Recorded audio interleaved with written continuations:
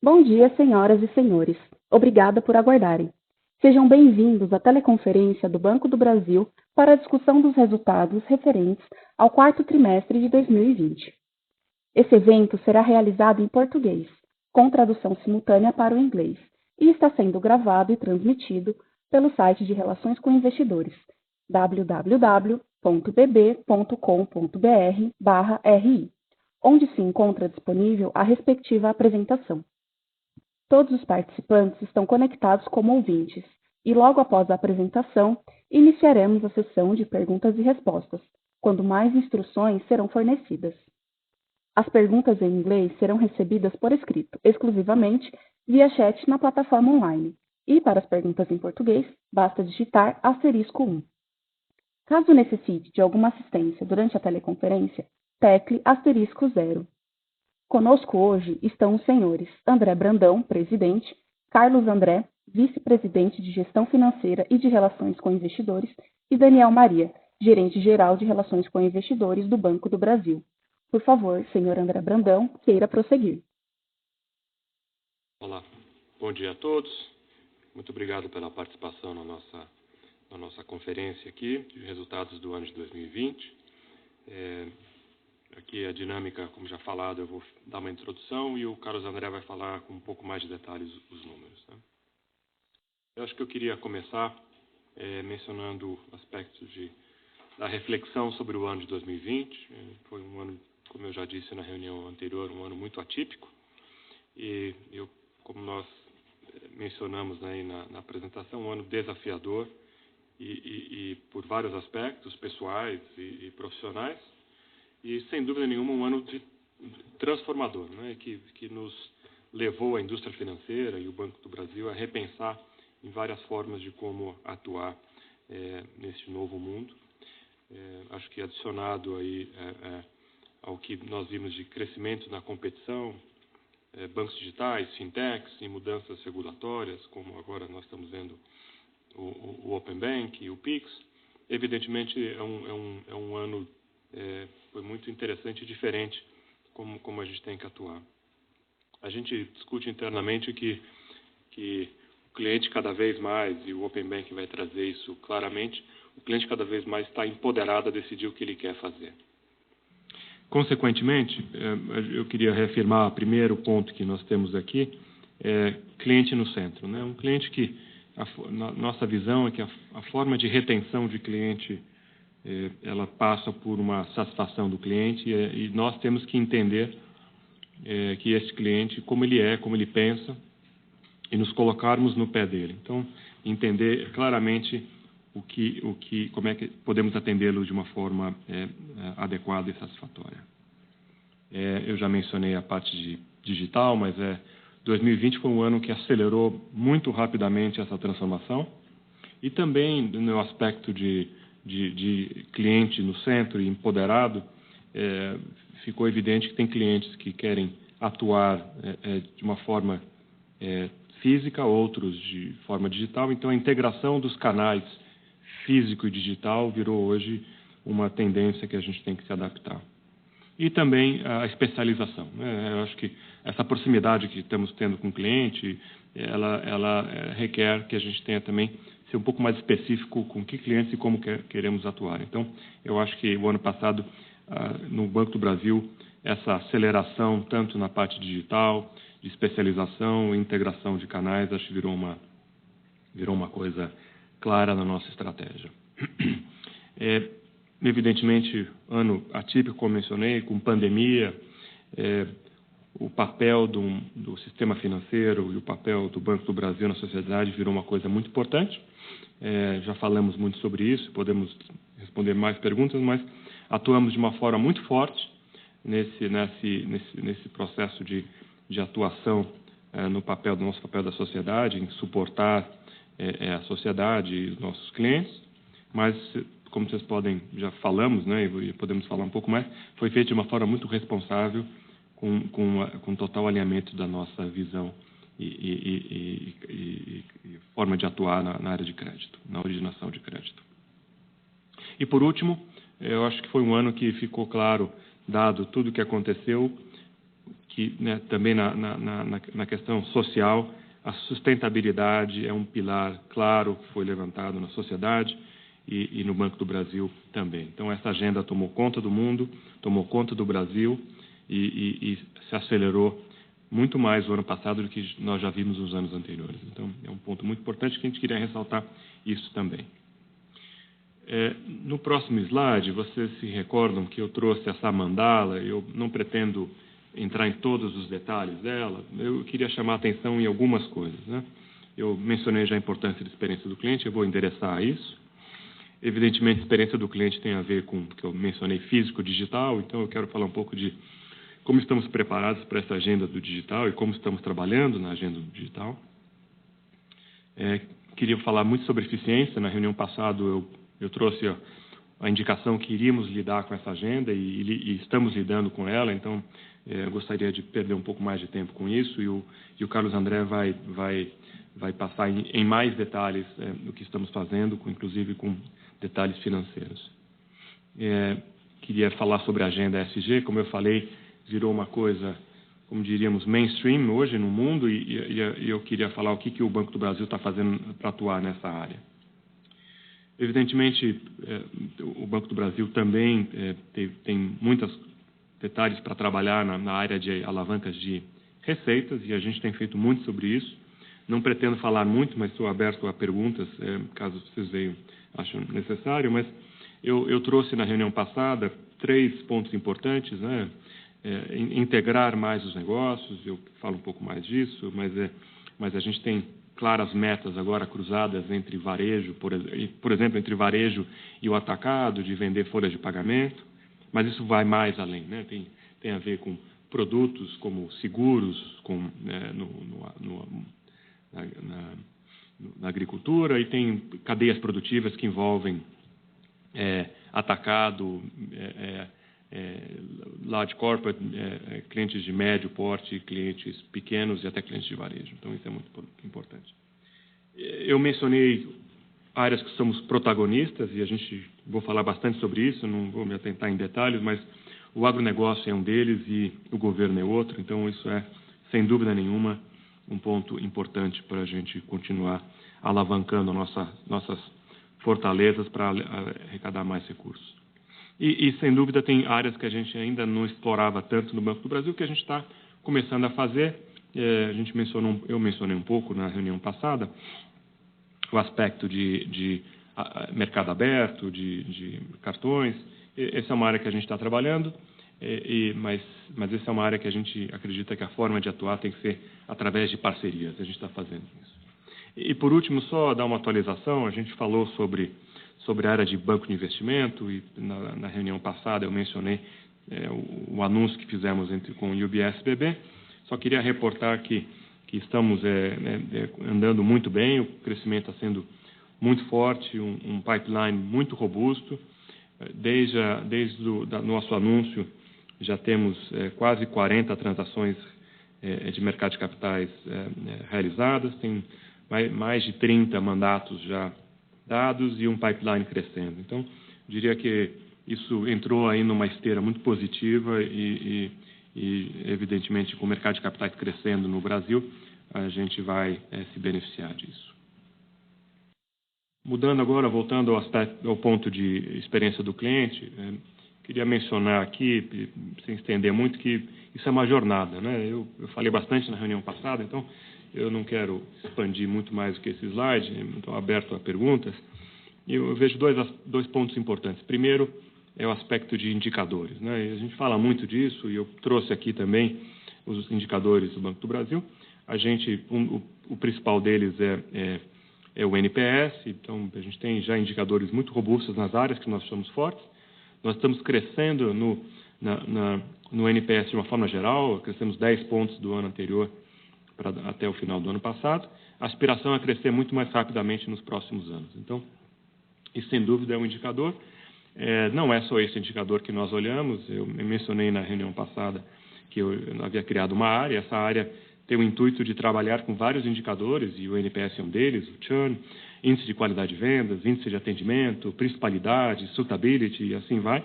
Todos eles vão nos ajudar a entender melhor como devemos atuar para satisfazer o cliente de uma forma adequada e ter uma receita sustentável. Então, os indicadores não são tudo e não é a meta que a gente vai olhar. A meta, eles são, como eu mencionei, indicadores. A nossa meta é uma transformação cultural nessa agenda. Na verdade, ela é cultural e analítica e de dados, né? Então, pelo aspecto cultural, acho que isso é uma jornada. A gente já começamos, mas a gente está empenhado nisso muito fortemente. Tem a ver com uma governança adequada com relação a monitorar essa transformação cultural. Tem a ver com um programa que nós estamos lançando que se chama um programa de indução, porque eu acredito que qualquer desvio, digamos, ou qualquer problema que venhamos a ter com relação a não deixar o cliente satisfeito tem a ver com uma indução, provavelmente com uma indução equivocada. A gente tem que trabalhar com o nosso time para induzi-los corretamente. Isso é um treinamento nosso e da corporação para ajudar as pessoas na ponta de vendas a fazer isso adequadamente. E, por último, a gente alinhou com indicadores claros de satisfação do cliente que impactam a remuneração dos nossos colaboradores que atuam com os clientes. Então de novo, uma jornada de alinhamento, no aspecto até de remuneração, e um programa de aculturamento na nossa base de funcionários. E os outros pilares são, evidentemente, a parte de uso de dados, analytics, para entender melhor quem é o cliente e atuá-lo de uma forma adequada.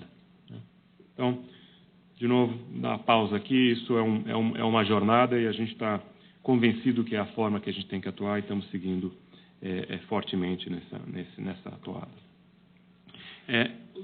Passando para a parte digital, né, não preciso ressaltar quão importante é isso no mundo, eu só queria trazer alguns indicadores aqui.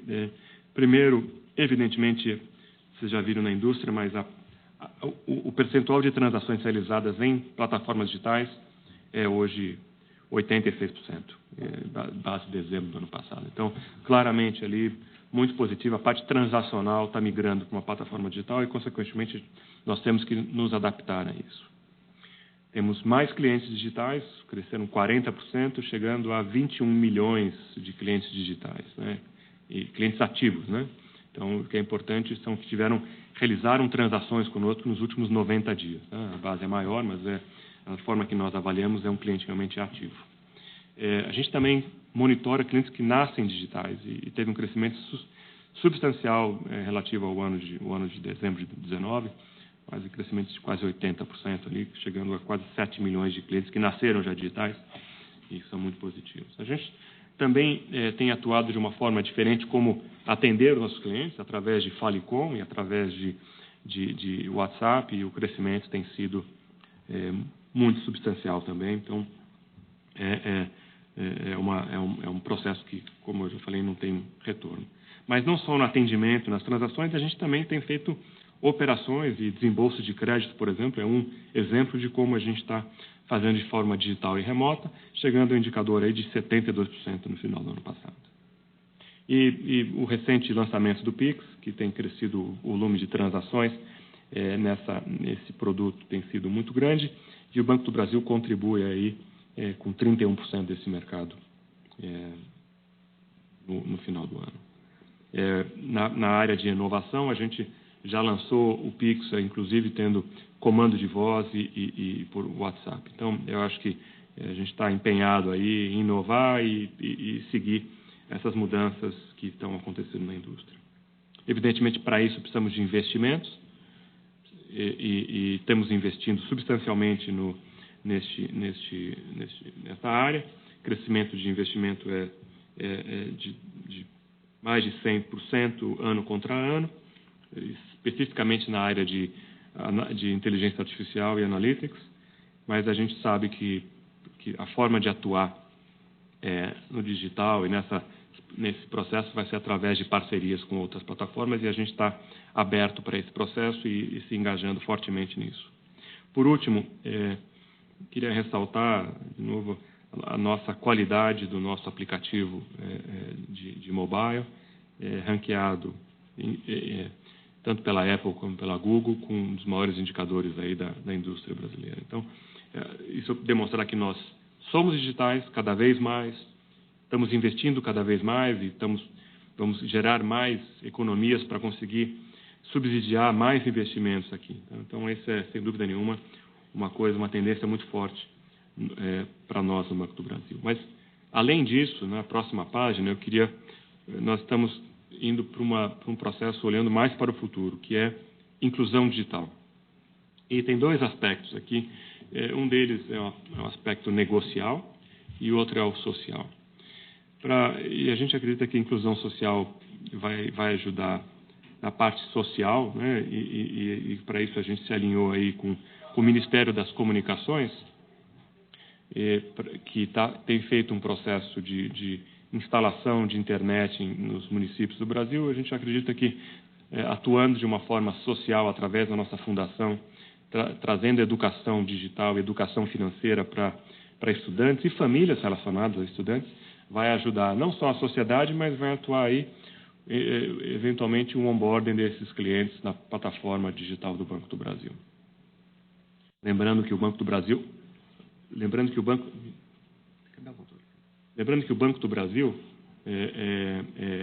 hoje tem uma base de clientes de faixa etária mais avançada, e a gente precisa aumentar a base de clientes mais jovens, tá? Então, isso é muito importante, e eu acho que isso é uma das formas aí de atuação, olhando para o futuro, que não só tem um aspecto social, mas também tem o aspecto de atuação e onboarding de clientes no futuro, né? Atração de clientes no futuro. Tem a parte imediata negocial, que eu queria atuar. A gente vai falar um pouco mais adiante, mas, de novo, nessa linha de atuando conjuntamente com o Ministério das Comunicações, a gente tem atuado através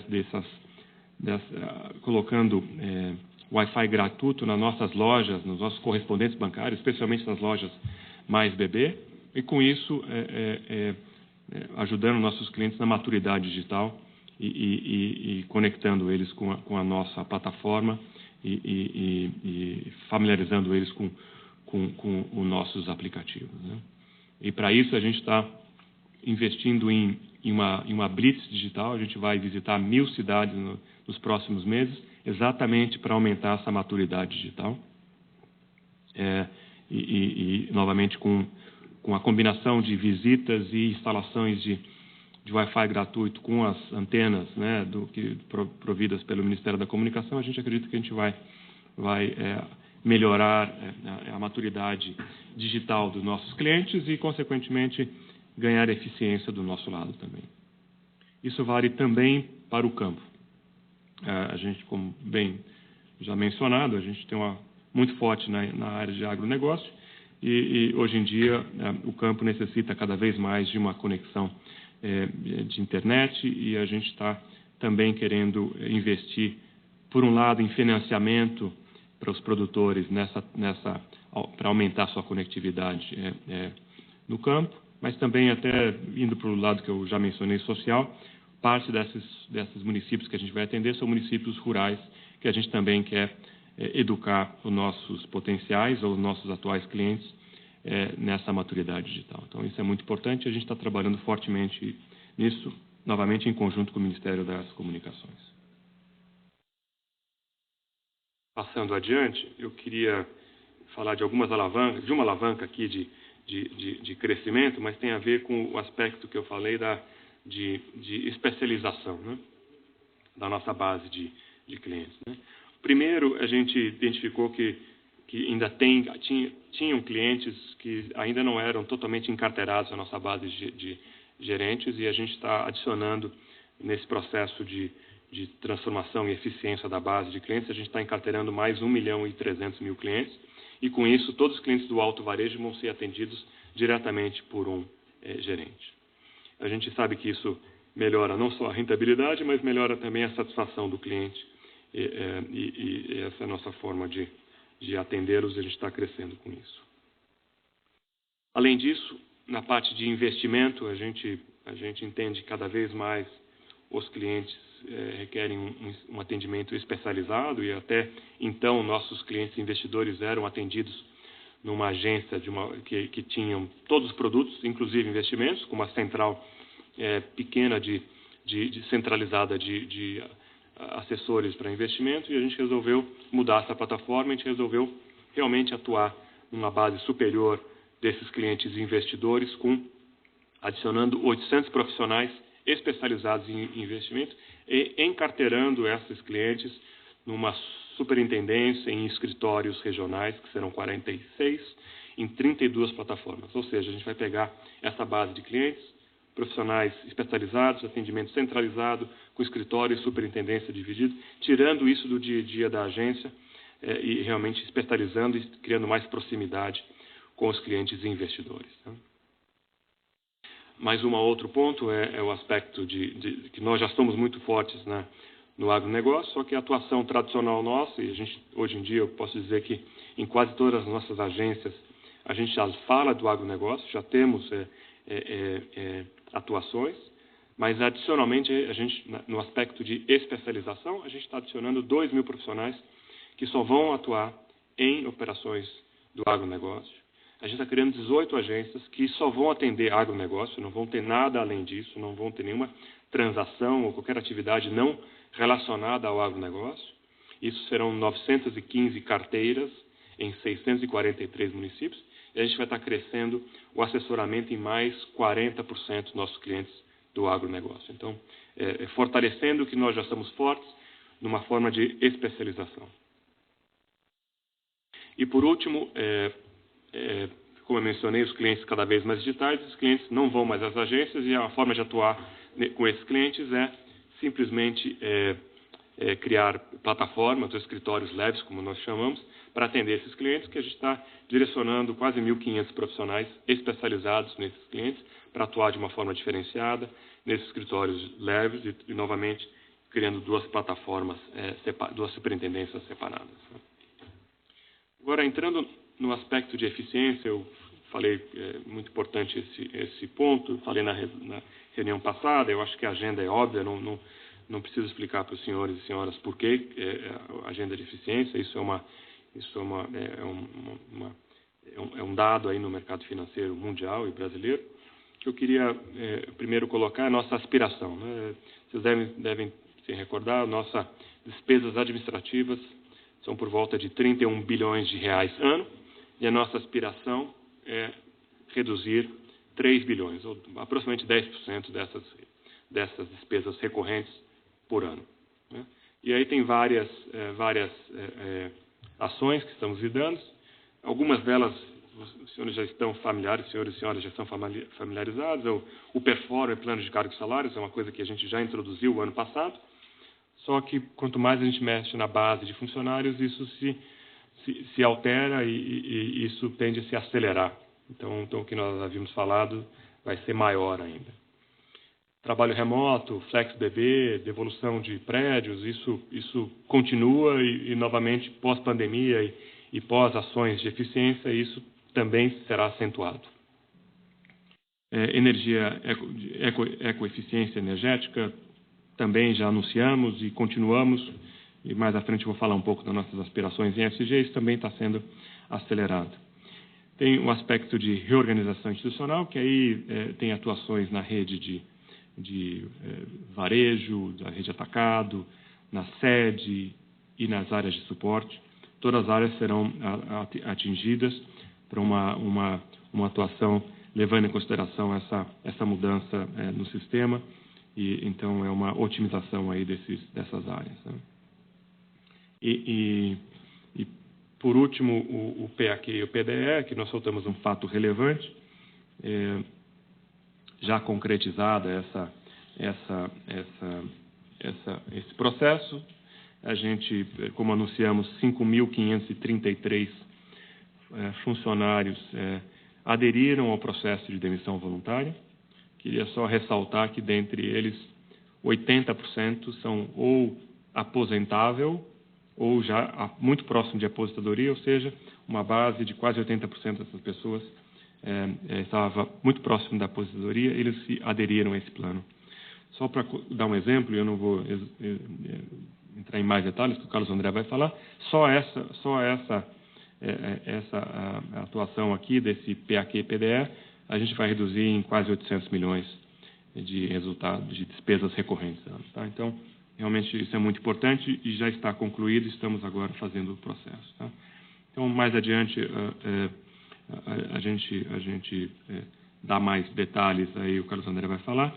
E por último, eu só queria voltar ao aspecto da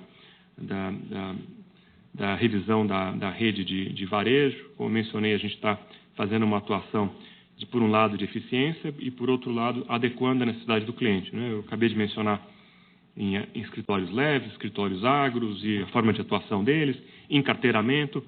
Tudo isso está vinculado com essa remodelagem da nossa área de varejo.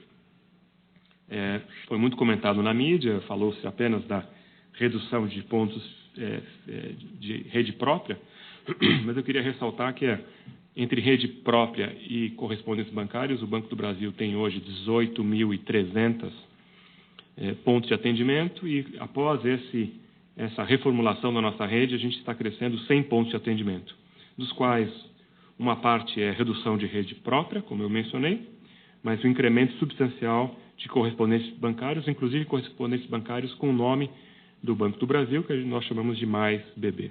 Então, com isso, a gente está, na verdade, aumentando a nossa potência de atendimento dos nossos clientes e ganhando eficiência em localidades que não necessitavam uma agência física.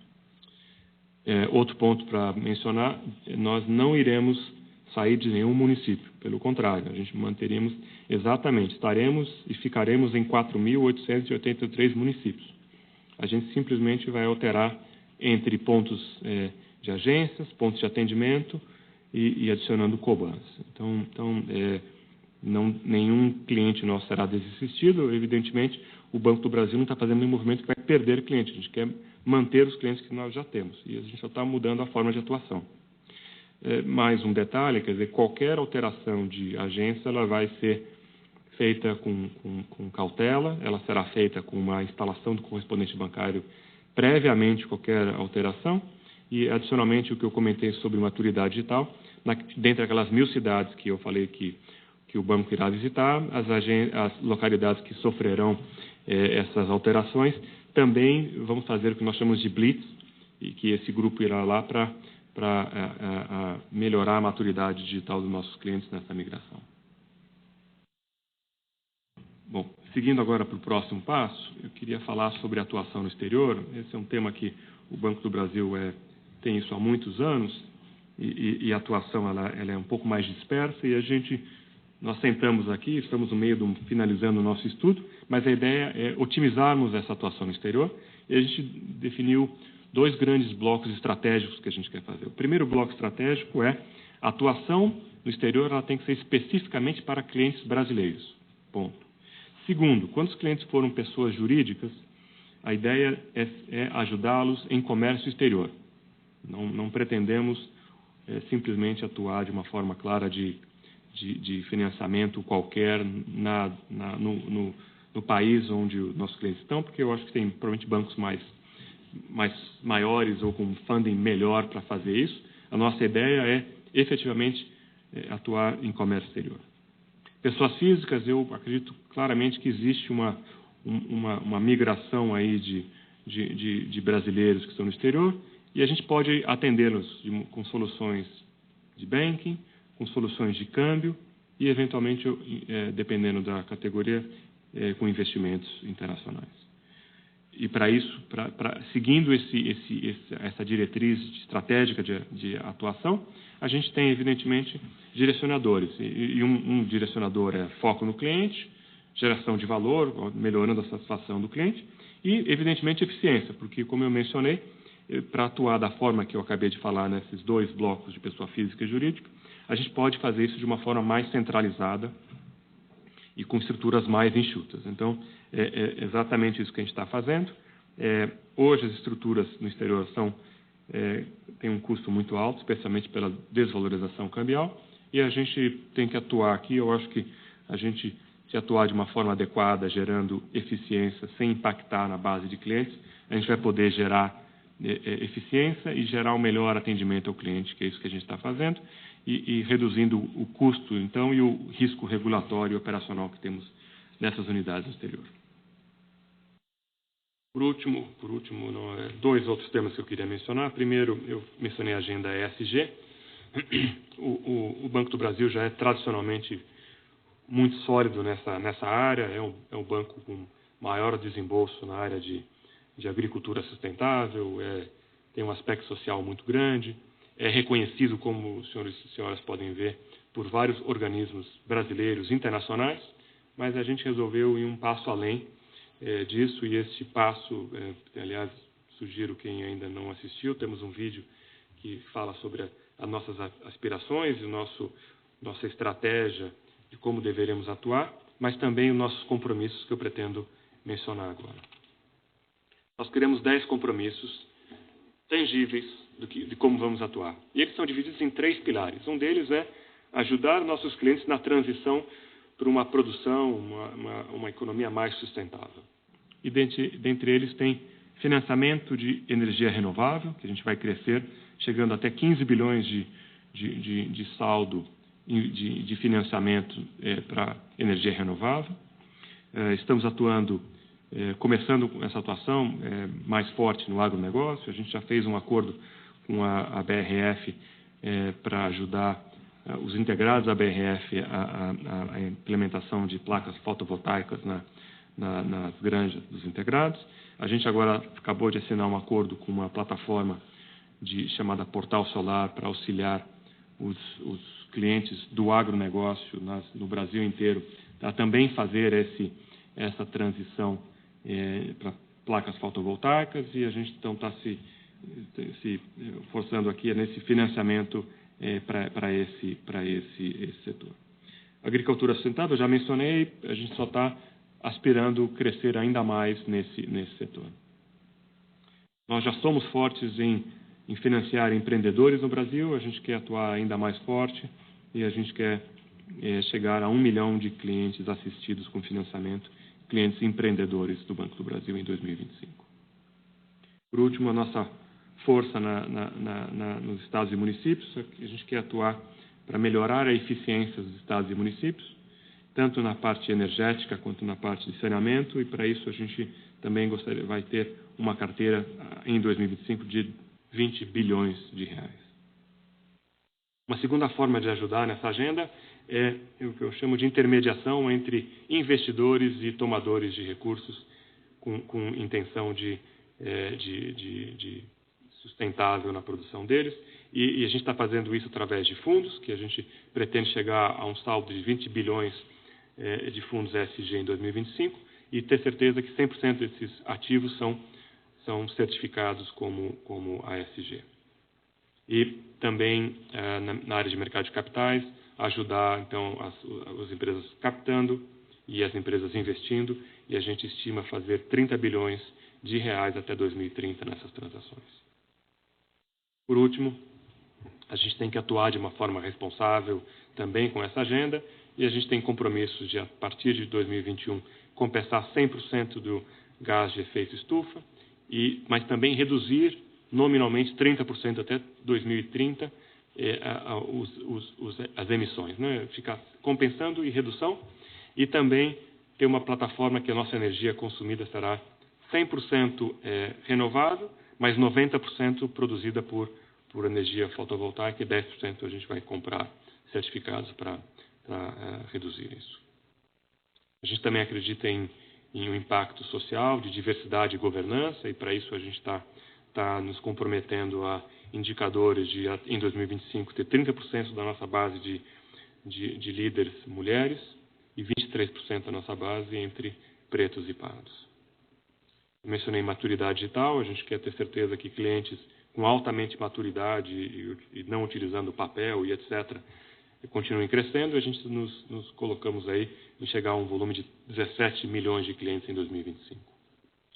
E seguindo a atuação da Fundação do Banco do Brasil, a gente está se ambicionando a investir 1 bilhão de recursos até 2030 em educação, tecnologias sociais, etc., e coisas que nós fazemos, já atuamos na Fundação. Agora, eu queria passar para o Carlos André, eu só queria ressaltar 2 pontos que me chamaram a atenção, o Carlos André vai falar. Primeiro ponto é o capital, o Carlos André vai mencionar em detalhes, mas a gente tem um capital extremamente fortalecido. A gente tem um controle de despesas que já foi mantido estáveis no ano de 2020, mas, como eu mencionei, com ambições maiores de continuar crescendo, de continuar reduzindo a despesa, né, se eu posso falar.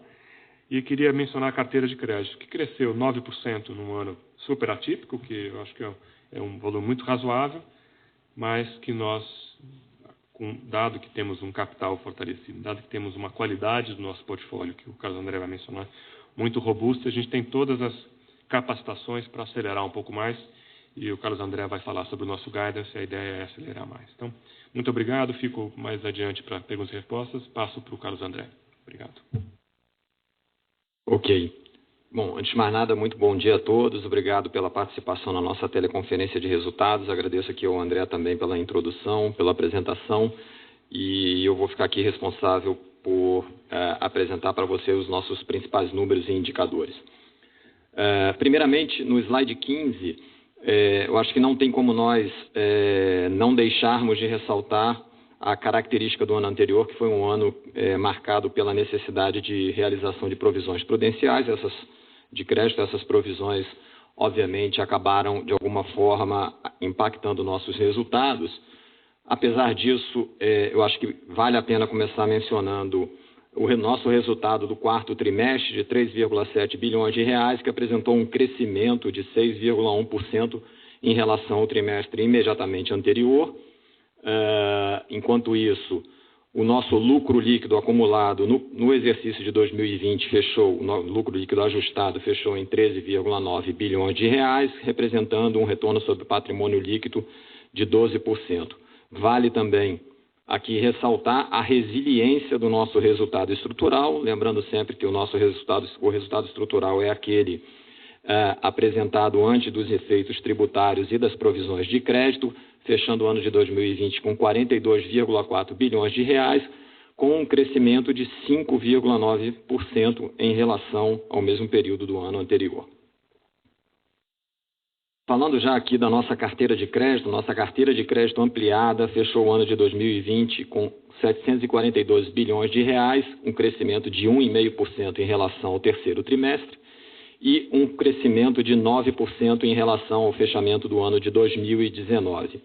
Eu vou aqui passar alguns destaques. A gente teve destaques de desempenho no segmento de pessoas físicas, com crescimento de 6,7% em relação a 2019, com algumas linhas, em especial a linha de consignado, mas também linhas de cartão de crédito, tendo um desempenho bastante satisfatório, bastante destacado. No crédito consignado, nós apresentamos um crescimento de 15,2%.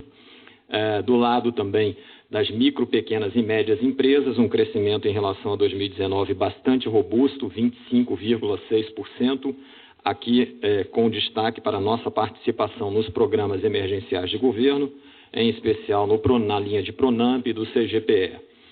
Falando das grandes empresas, nas grandes empresas nós tivemos um aumento, nas grandes empresas e governo nós tivemos um aumento de 10,8%.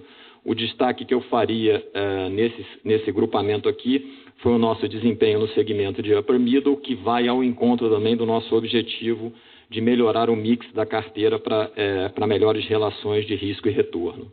E no agronegócio, por fim, um segmento em que nós já temos uma presença bastante destacada, nós conseguimos apresentar um crescimento de 4,3% comparativamente ao ano de 2019, com destaque para o crédito rural.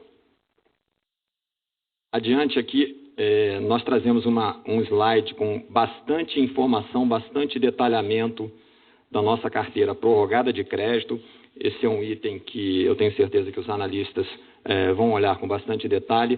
Nosso saldo prorrogado de operações de crédito atingiu 130,1 bilhões, beneficiando ou atendendo 2,3 milhões de clientes. Primeiro ponto que eu gostaria de ressaltar é a qualidade dessa carteira prorrogada, das operações prorrogadas, com quase 95% em operações com rating AAA a C, 98%, mais de 98% das operações sem histórico de atraso e com clientes com histórico de relacionamento com o banco bastante longo, superior a 17 anos. Nós tivemos basicamente 4 ondas de prorrogação. sendo que as duas últimas ondas, vocês podem perceber pela parte amarela do slide, contou com uma participação relevante de clientes do segmento de governo, que só a partir de uma lei específica aprovada ao final de setembro puderam, de alguma forma, aderir a esse programa de prorrogações.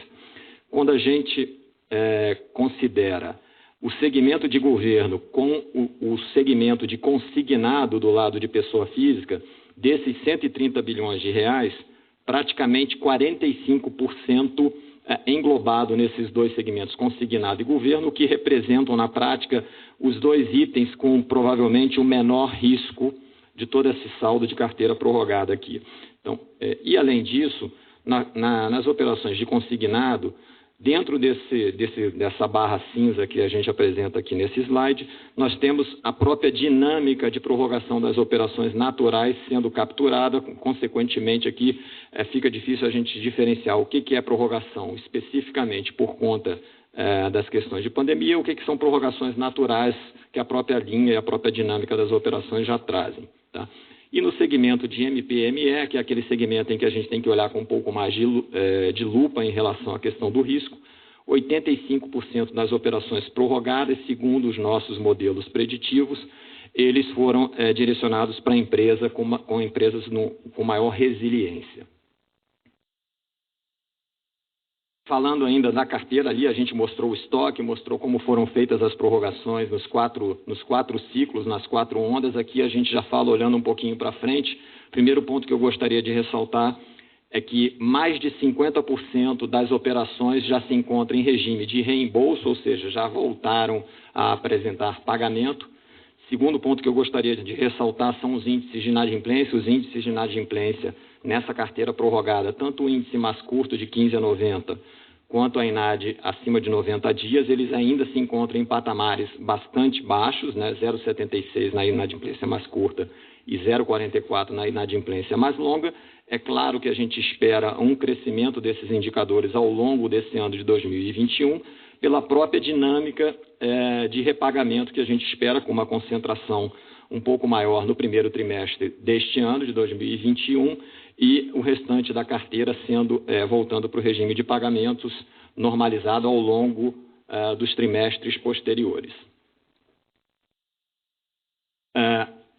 Agora, passando para o próximo slide 19, nós vamos falar um pouquinho sobre a carteira renegociada, aqui fazendo diferenciação entre carteira renegociada e carteira prorrogada. Carteira renegociada fechou o ano de 2020 em 29,6 bilhões de reais, influenciada por um caso específico que foi incluído nessa apuração. Os pontos que eu gostaria de ressaltar aqui são os recebimentos menos juros líquidos, que têm apresentado boa performance. Ao longo do ano de 2020, fechamos com 2,8 bilhões, crescimento em relação aos anos anteriores, um comportamento positivo também da tendência de inadimplência e com índices de cobertura bastante satisfatórios. Na parte de pessoa física, vale também ressaltar as renegociações feitas pelos canais digitais. 47,5% dessas renegociações foram feitas por canais digitais, são canais que oferecem uma experiência mais positiva para o cliente e ao mesmo tempo, são renegociações feitas de maneira mais eficiente para o nosso lado. Isso englobou quase 372 mil contratos de pessoas físicas. Passando para o slide seguinte, aqui nós vamos falar sobre PCLD, risco de crédito. Como eu falei na introdução da minha apresentação, esse ano foi marcado por uma dinâmica bastante peculiar do lado das provisões. Nós introduzimos nos nossos balanços provisões prudenciais para risco de crédito no montante total de 8,1 bilhões de reais. Essas provisões prudenciais foram distribuídas quase que de maneira uniforme entre os 4 trimestres do ano de 2020, com mais ou menos 2 bilhões por trimestre. A PCLD ampliada fechou o 4º trimestre com 5,2 bilhões de reais sendo adicionados. Na verdade, houve aqui um decréscimo em relação aos 5,5 bilhões de reais apresentados no 3º trimestre de 2020, explicado em parte pela continuidade do bom desempenho da nossa recuperação de crédito, e eu gostaria aqui de ressaltar também que 50% das nossas recuperações elas vêm sendo obtidas à vista, né, com pagamento à vista, isso é um ponto bastante importante, e também por uma redução das perdas por imparidade quando a gente compara o quarto trimestre com o terceiro trimestre. De todo modo, aqui nós acreditamos que conseguimos construímos um colchão de provisões suficiente para que a gente possa atravessar o ano de 2021 com segurança em relação à trajetória da inadimplência e oferecendo as pré-condições para a gente fortalecer o nosso resultado e o nosso desempenho negocial. O slide 21 ele fala um pouco mais de inadimplência.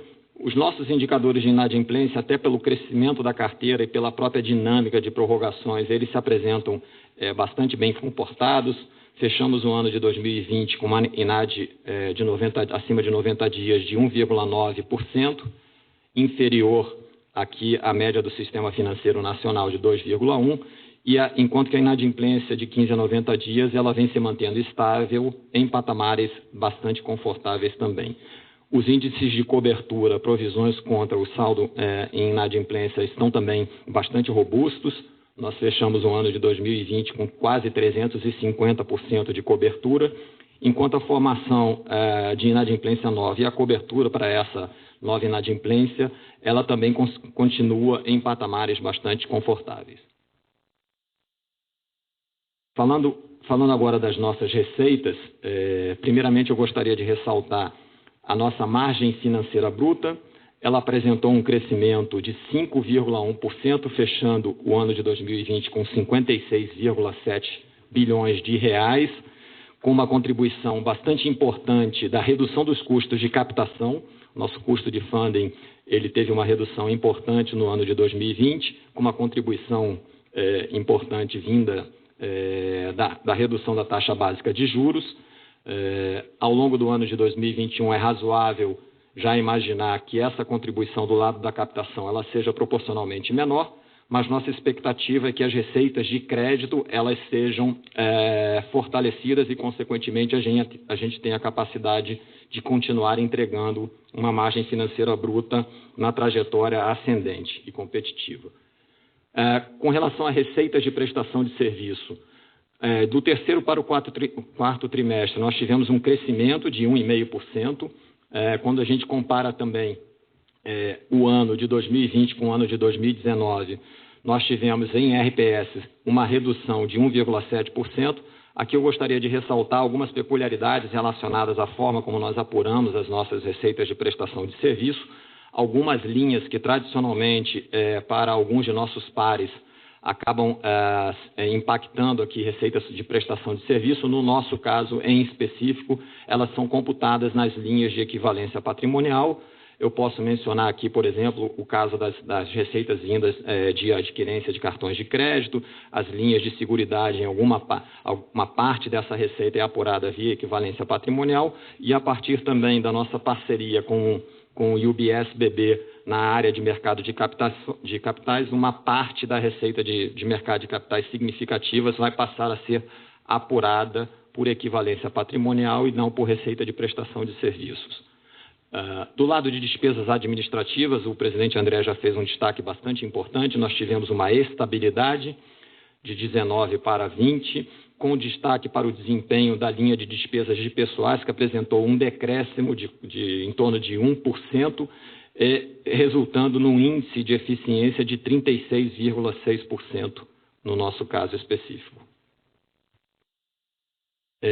Já que eu terminei o slide anterior falando de despesas, vale a pena detalhar um pouquinho mais o nosso programa e as nossas medidas de eficiência já antecipadas pelo André na fala dele.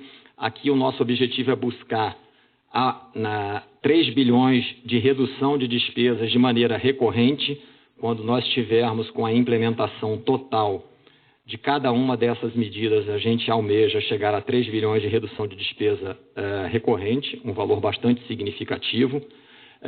No bloco que nós estamos chamando aqui de reorganização institucional, nós temos um conjunto, na verdade, de medidas que passa desde a reorganização da nossa rede de agências reorganizações que nós estamos implementando na nossa sede, no nosso head office, na área de back office também, em alguns cargos comissionados que vão gerar uma redução de despesa próxima a R$1 bilhão, 982 milhões de reais.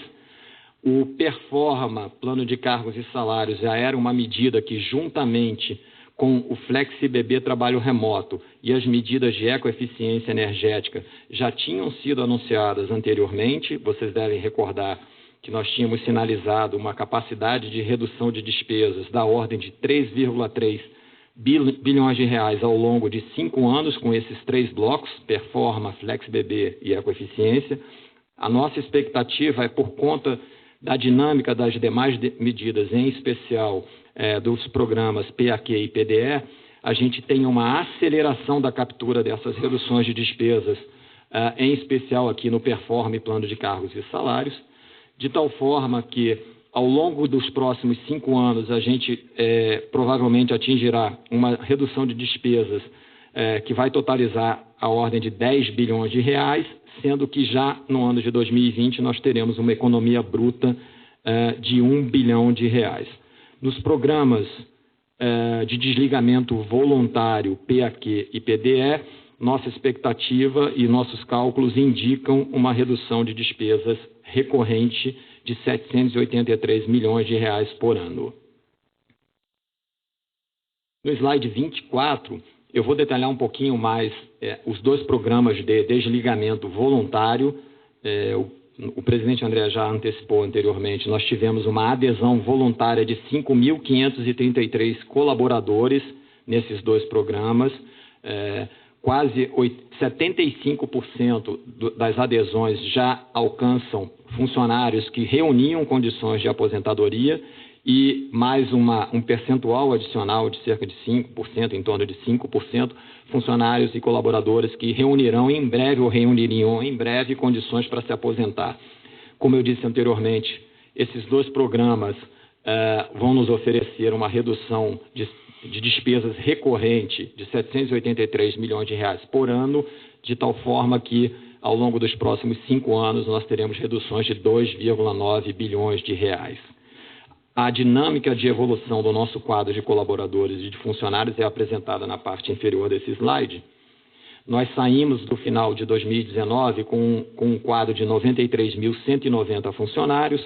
Ao longo do ano de 2020, nós tivemos desligamentos por aposentadorias e outros desligamentos naturais de 1.517, fechando o ano de 2020 com 91.673 colaboradores.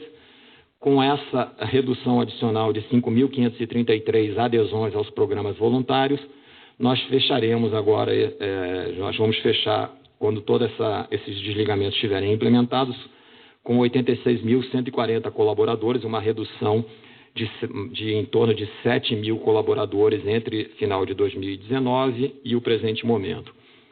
Eu acho que um outro ponto interessante ressaltar que o custo médio de funcionários novos, eventualmente, que venham a ingressar no Banco do Brasil no futuro, ele, na média, é 50% menor do que o custo médio atual. Por fim, também já ressaltado aqui pelo André, vale a pena nós ressaltarmos o nosso índice de capital principal atingido ao final de 2020. Nós chegamos com um índice de capital principal de 13,62%, que contou com a colaboração de alguns índices na sua formação, entre eles a incorporação, obviamente, de resultados de lucro líquido, efeitos positivos de marcação a mercado, alguns ajustes prudenciais também que tiveram efeitos positivos. Do lado negativo, eu destacaria marginalmente impactos atuariais, reduzindo um pouco, e também na ponderação dos ativos, dos nossos ativos ao risco, tivemos uma contribuição marginalmente positiva. O ponto positivo a ser ressaltado aqui é que nós contamos agora com uma base de capital sólida para suportar o nosso crescimento, em especial nas operações de crédito que imaginamos daqui para frente. Bom, falei do ano de 2020, é importante agora, nós estamos retomando a apresentação do nosso guidance de resultados para o mercado. Eu farei alguns destaques em relação ao que nós estamos apresentando aqui. O nosso guidance de lucro líquido ajustado para o ano de 2021, ele está sendo apresentado aqui com uma faixa de 16 a 19 bilhões de reais. Contribuem para esse guidance uma volta à normalidade da dinâmica de provisões, em que a gente espera que a dinâmica de provisões, a PCLD ampliada, ela fique no patamar entre 14 e 17 bilhões de reais. Temos uma expectativa de crescimento da nossa margem financeira bruta de 2,5% a 6,5%. Eu já falei um pouquinho da diferença que a gente imagina de dinâmica em relação ao ano de 2020, em especial na dinâmica de custo de funding, em que a gente espera compensar com as receitas de crédito, mas também imaginamos que tenhamos alguns ganhos para serem capturados adicionais, ainda que em menor magnitude na parte de custo de funding. Crescimento da carteira, a gente traz uma perspectiva de crescimento de 8% a 12%, um crescimento, ao nosso ver, bastante robusto.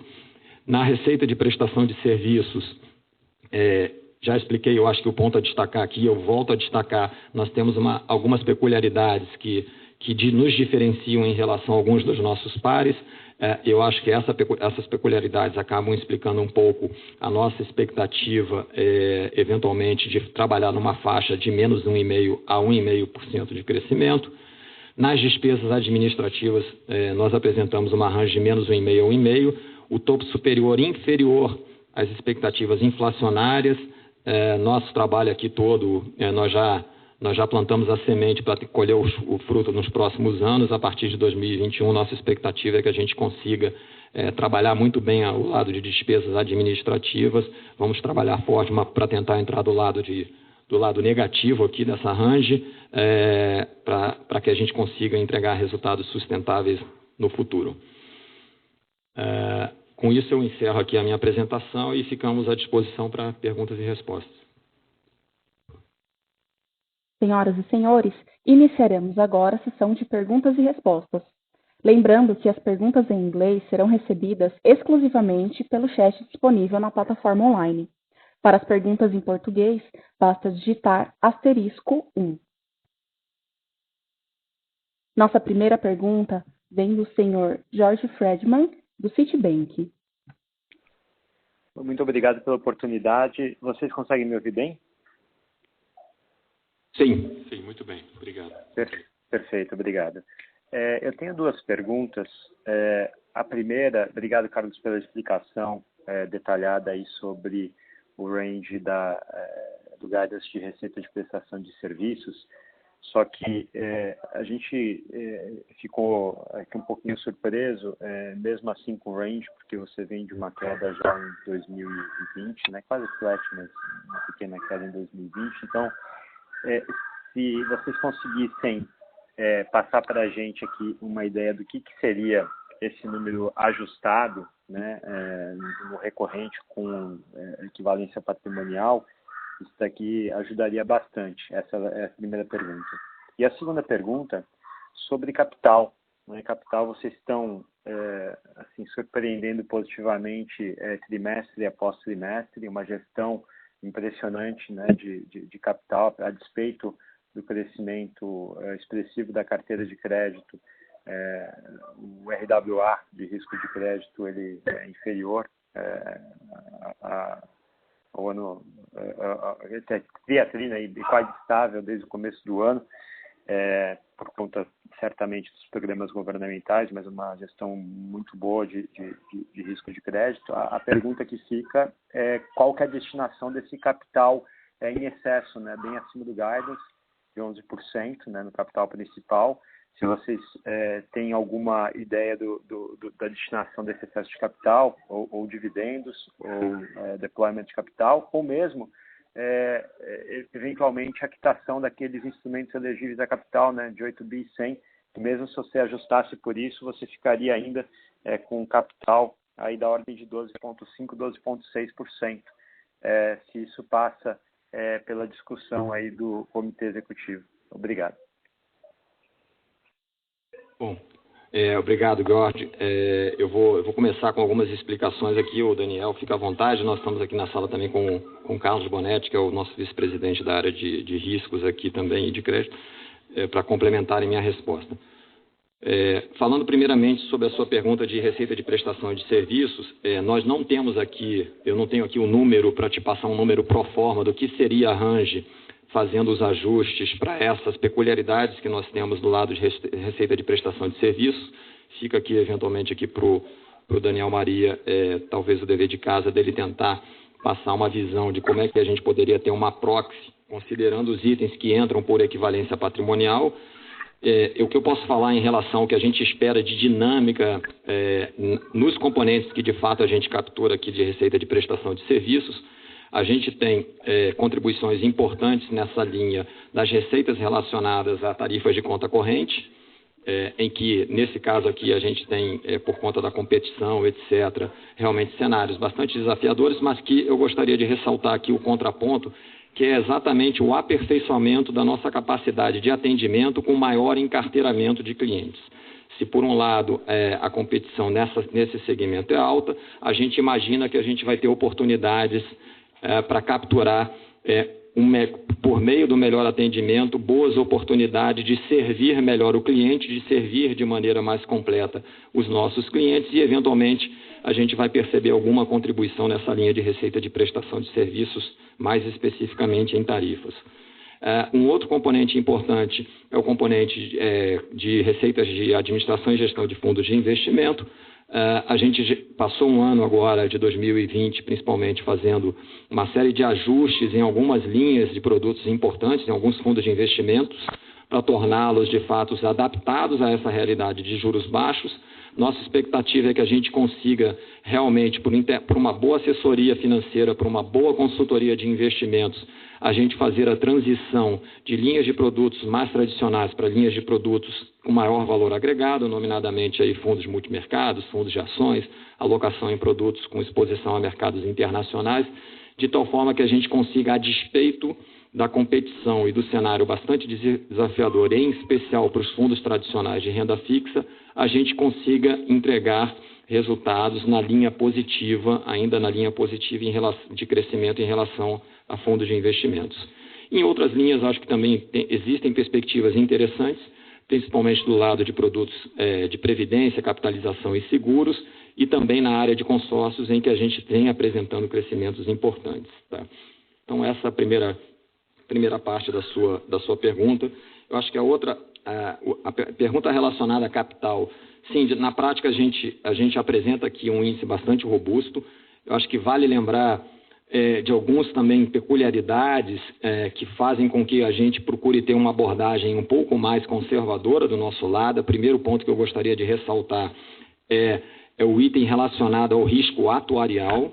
No risco atuarial, vocês bem sabem aí, analistas, que a gente tem alguma volatilidade trazida para os nossos índices de capital por conta de necessidade de ajustes para questões atuariais, em especial relacionadas ao Fundo de Previdência dos Funcionários, a Previ, e também a Caixa de Assistência, que é o nosso plano de saúde, a CAFI.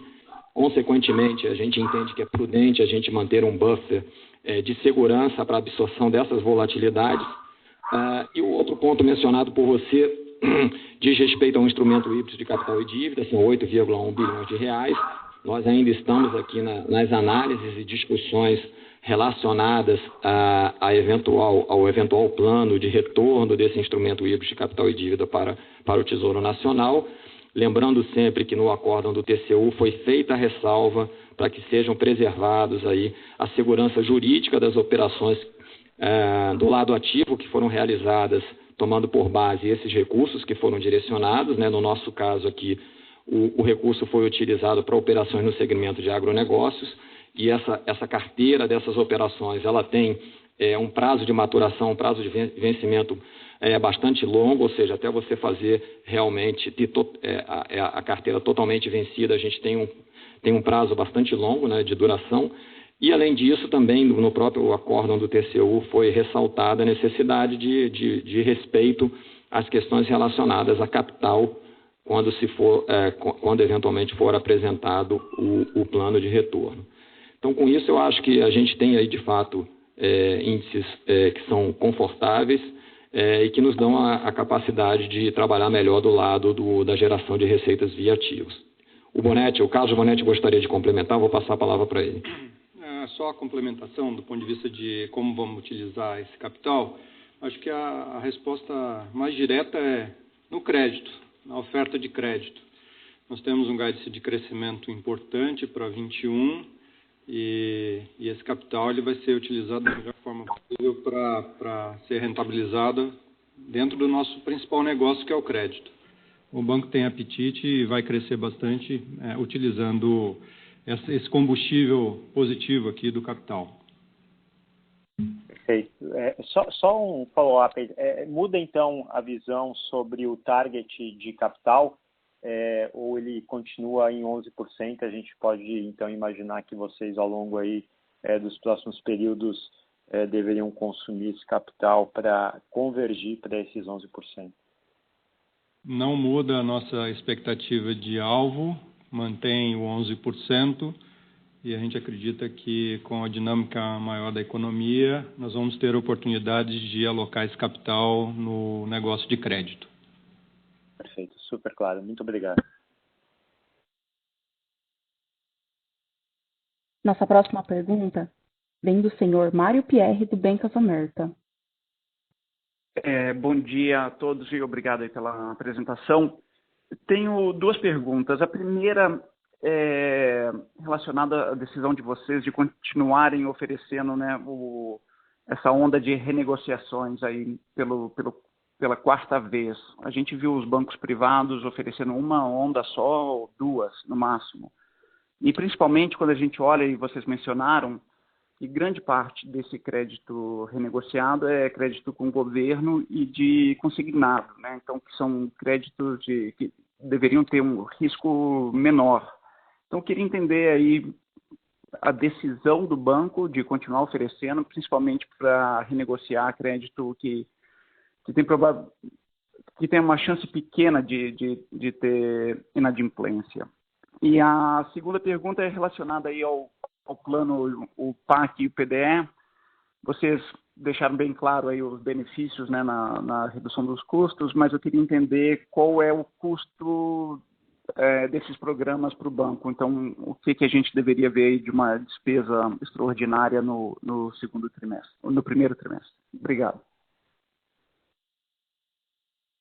Bom, Bonetti falando, vou responder a primeira pergunta sobre a questão das renegociações. Bom, a quarta onda que nós implementamos teve um fator importante, tanto a terceira quanto a quarta onda teve um volume maior de prorrogações de operações de governo. Lembrando que, no caso dessas operações de governo, a regulamentação que permitiu a prorrogação, ela aconteceu depois, né, um pouco mais à frente, e por isso que isso ficou mais concentrado na terceira e na quarta onda. Então, são créditos, lembrando sempre que tem garantia, a grande maioria delas tem garantia da União, e de fato tem um risco bastante baixo, mas aqui a ideia é organizar e otimizar fluxo de caixa desses governos com o pagamento dessas parcelas. A gente ainda teve uma parcela de prorrogações de grandes empresas, né? Dos 29 bi, cerca de 5 bi dessa quarta onda foram direcionados a grandes empresas, de novo atendendo a necessidade e a conveniência do banco de organizar o fluxo de caixa e o fluxo de pagamento dessas operações. Lembrando sempre que a gente está falando de clientes que a gente tem relacionamento há muitos anos, a média aqui é superior a 17 anos de relacionamento, então conhecemos bastante bem o negócio, conhecemos bastante bem o fluxo de caixa dessas empresas, o que permitiu a gente fazer com segurança essa nova prorrogação. E tem aqui um montante de pessoa física, que tem a ver muito com a sistemática de organização de pagamento das folhas de pagamento dos estados, do crédito consignado. Então, a ideia que foi negociada junto aos esses agentes pagadores era de gerar um alívio para essas famílias no débito desses consignados em alguns meses, colocando esse pagamento um pouco mais adiante. Então, de novo, nós conhecemos a fonte pagadora, temos longo relacionamento e entendemos que era adequado para apoiar essa estratégia de alívio de pagamentos num determinado período do ano. Ok. A Carlos André agora aqui falando, Mário, obrigado aí pela sua pergunta também relacionada aos planos. A nossa estimativa, e de fato você tem razão, num primeiro momento a gente tem também os custos de implementação de alguns desses programas. A nossa estimativa é que a gente tenha um impacto de em torno de 800 milhões de custo da implementação desses programas no primeiro ano. Tá ótimo. Muito obrigado. Lembramos que as perguntas em inglês serão recebidas exclusivamente pelo chat disponível na plataforma online. Nossa próxima pergunta vem do senhor Gustavo Schroden, da Goldman Sachs. Bom dia, pessoal. Obrigado pela oportunidade. Vou fazer 2 perguntas também. A primeira é referente à margem, né? O Carlos já destacou aí uma certa pressão no custo de funding. Eu queria um pouco mais de clareza aqui para a gente entender o que estaria por trás dessa pressão no custo de funding e se isso tem a ver com uma expectativa de aumento de Selic. E eu até aproveito aqui para vocês clarificarem para a gente, depois de tanta mudança de mix, como é que está hoje a questão de quanto que o ativo do banco hoje é pré-fixado e quanto que o passivo é pós-fixado, até para a gente ter uma clareza melhor aí do quanto que talvez esse potencial aumento na Selic pode impactar e vamos dizer assim, impactar a dinâmica de margem ao longo de 2021. A minha segunda pergunta ficou muito claro aqui para mim nesse slide, quando a gente olha das medidas de eficiência, quando vocês comentam uma expectativa de redução de 3 bilhões,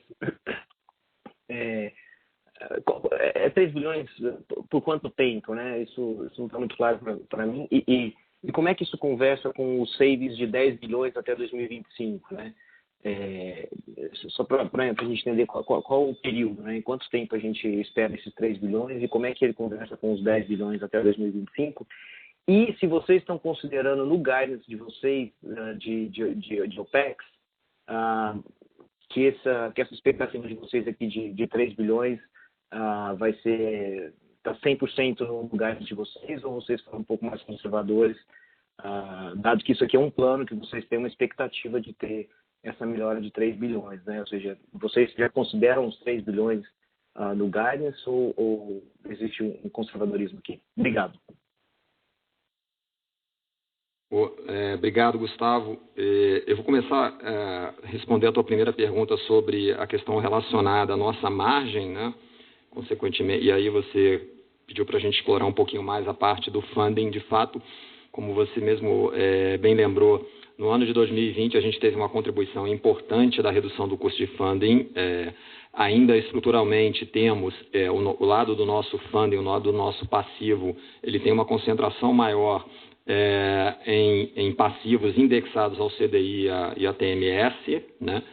Enquanto que estruturalmente também uma parte, eu não tenho os percentuais, depois o Daniel vai te passar mais ou menos em linhas gerais os descasamentos, mas estruturalmente a gente tem de fato uma parte importante da nossa carteira do lado do ativo, são operações de crédito sendo contratadas em taxas pré-fixadas. Tá? Então, naturalmente, estamos entrando no ano de 2021 num cenário com a perspectiva de evolução da taxa básica de juros, e isso aqui pode, de alguma forma, pressionar um pouco, não pressionar, mas eu diria de mudar um pouquinho a dinâmica em relação à formação da nossa margem financeira. O que a gente espera é que, número 1, a gente ainda tem ganhos adicionais para serem capturados do lado do funding por conta de renegociação de condições de depósitos judiciais. Algumas delas a gente já começou a implementar ao final do ano de 2020 e, consequentemente, o benefício de renegociações mais interessantes ele vai ser capturado na sua totalidade ao longo do ano de 2021. E também do lado do funding, o que a gente espera é que a gente tenha uma atuação mais proativa da nossa tesouraria, fazendo cash flow hedge das posições na medida em que o mercado ofereça oportunidades, para que a gente consiga, de alguma forma, proativamente trabalhar melhor essa questão dos descasamentos entre ativos e passivos, né? Então, hoje aqui, só para você ter uma noção aqui, entre passivos e ativos, a gente tem realmente, do lado do ativo, um percentual maior, um descasamento um pouquinho maior do lado das taxas pré-fixadas, de cerca de 45 bi, mais ou menos, tá? No pós-fixado, basicamente é flat. Então, aqui eu acho que o descasamento aqui mais importante é esse relacionado às taxas pré-fixadas, em que a gente tem 45 bi do lado do ativo. Essa é a posição do final do ano passado em relação ao nosso funding. Mas importante relatar também é que, primeiro, o número não é tão significativo. O segundo ponto é que a reciclagem dessa carteira ela acontece num período relativamente curto, que nos faz, de alguma forma, também voltar a patamares competitivos e de crescimento na margem financeira. Você teve uma segunda pergunta, o Daniel pode acrescentar alguma coisa, ou na segunda pergunta também, Daniel, por favor. Deixa eu só comentar a respeito dessa pergunta, trazendo alguns números. A propósito, Gustavo, a gente traz informações no nosso MD&A, que eu até recomendo depois vocês verificarem. O descasamento que nós temos ativo é por volta de 400 milhões, né, e isso é carregado, como o Carlos André falou, basicamente por poupança e uma outra parte sem indexador. Agora, eu acho que o ponto importante é que esses 400 milhões, 60% é reprecificado até um ano, né? Então, até por conta disso, você tem um impacto praticamente neutro. Em algumas simulações que nós fizemos, um choque de 100 basis points na curva, né, significaria alguma coisa em torno de uma redução de 100 milhões em termos de NII. E até lembrando que essa elevação de taxa de juros ela tende a ser gradual, então isso acaba reduzindo até o impacto em termos de NII. Então, e por conta disso, ele tem um comportamento praticamente neutro. Só lembrando aqui, a sua segunda pergunta, ela diz respeito à dinâmica da captura das economias, não é isso, né?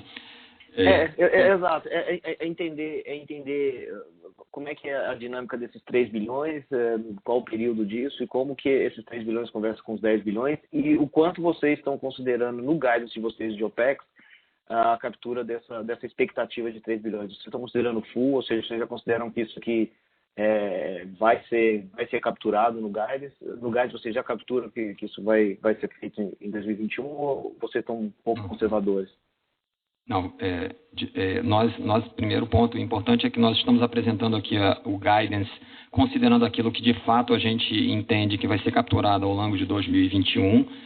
Como você pode lembrar aqui pela minha apresentação no slide 23, a nossa expectativa é de uma economia bruta de R$1 bilhão em 2021. Então, também disse que em 2021 é um ano que a gente vai ter, de alguma forma, os custos de implementação.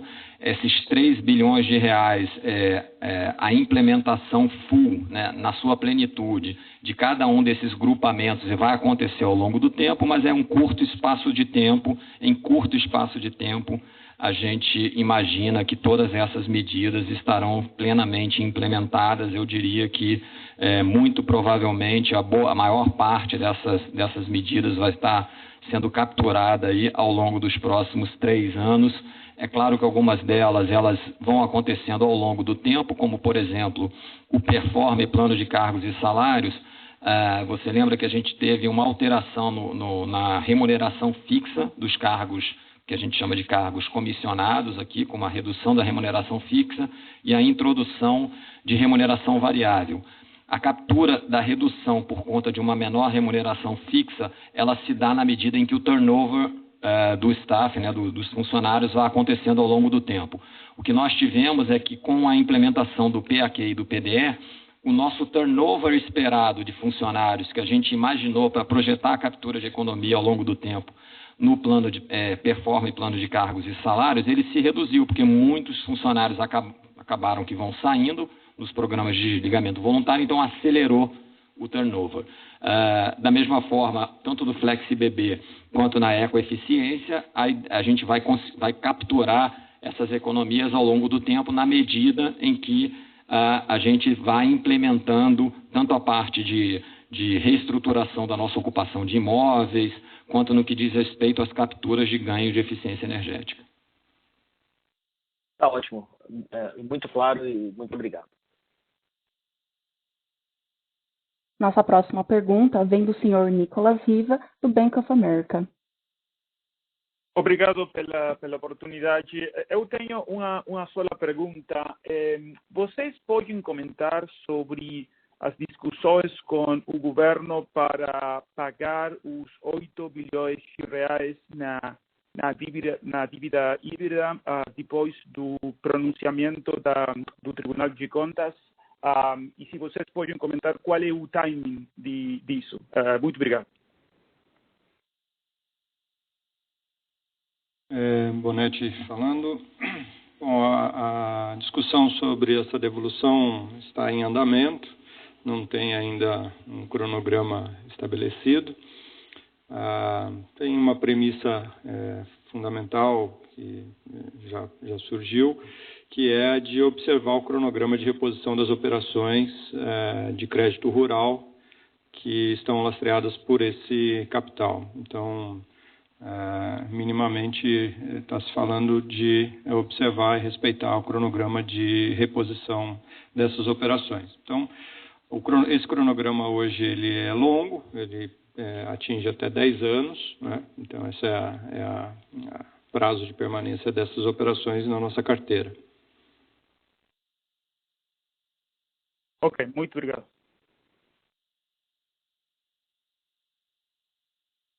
Nossa próxima pergunta vem do senhor Otávio Tanganelli, da Credit Suisse. Bom dia, pessoal. Obrigado pela oportunidade. Tem uma pergunta só na parte de asset. A gente ainda vê alguma pressão aí de repricing dos fundos, tal. Então, assim, queria entender mais do ponto de vista estratégico, o que pode ser feito aqui, se você pode talvez ter uma migração dentro dos fundos para alguns para fundos mais risky que cobram uma taxa de gestão maior, se tem alguma coisa para ser feita aqui, e também pensando mais se vocês poderiam fazer uma parceria, se faz sentido ter a asset dentro do banco ou se poderia um desinvestimento talvez. Queria entender um pouco da visão estratégica de vocês. Obrigado. Otávio, Carlos André, obrigado pela pergunta. Eu até vou tirar proveito aqui da minha posição anterior, antes de me juntar aqui à vice-presidência de finanças. Eu era o CEO da BBDTVM, na área de Asset Management, então isso me ajuda um pouquinho a tentar ajudar você na resposta dessa pergunta. Bom, primeiro, como você bem falou, a gente tem passado por um movimento bastante importante da indústria, não só da BBDTVM, de reprecificação. Primeiro ponto, de reprecificação de algumas linhas de produtos, em especial dos produtos de gestão mais passiva, tanto de renda fixa, eu diria, como também fundos de ações de gestão mais passiva. O mercado tem se tornado mais competitivo e, além disso, as condições macroeconômicas têm exigido reposicionamentos nessas linhas de produto em especial. Por outro lado, o que a gente imagina aqui é, número um, de fato, a gente tem a oportunidade de fazer uma melhor alocação de recursos dos nossos clientes, né, de tal forma que, por meio da diversificação para produtos de maior valor agregado, em especial fundos multimercados, fundos de ações, fundos com alocação em ativos no exterior, a gente não só entregue um portfólio melhor para o nosso cliente, como, de alguma forma, a gente consiga, mais até do que compensar, o eventual ajuste necessário nesses produtos de gestão mais passiva.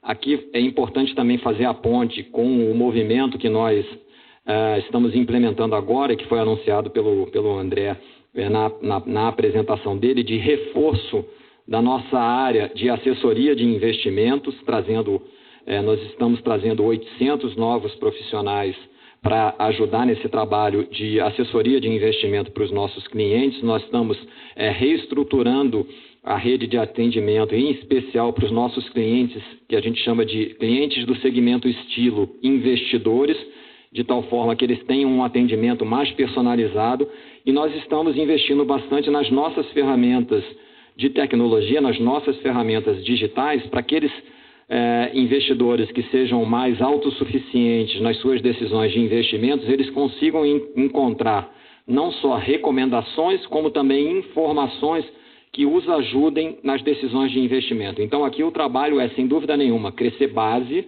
de investidores, melhorar o mix, de alguma forma, para linhas de produtos com maior valor agregado, em que a gente tem oportunidade de trabalhar melhor taxas de administração e também taxa de performance nesses produtos. E, finalizando, você mencionou sobre, eventualmente, algum movimento mais estratégico envolvendo a nossa área de asset management. Primeiro ponto que eu acho que é importante ressaltar é que, essa é uma atividade importante para a gente oferecer para o nosso cliente, ou seja, investimento não está de forma nenhuma fora do radar do que a gente pretende oferecer da melhor forma para os nossos investidores. Nós temos uma presença muito relevante, né? Nós temos algo como 20% de market share, é uma presença relevante, mas o que nós estamos sim buscando é fortalecer as nossas credenciais. E fortalecer as nossas credenciais, eventualmente, significa, de alguma forma, imaginar estratégias para a gente fortalecer a nossa capacidade de gestão e administração desses produtos. E aí, enfim, sem dúvida nenhuma, uma parceria é uma opção. Não, de forma nenhuma chamamos isso de desinvestimentos, mas uma parceria para reforçar e fortalecer a nossa capacidade de desenvolver soluções, em especial nesse ambiente que eu coloquei para vocês. Super claro, Carlos. Obrigado.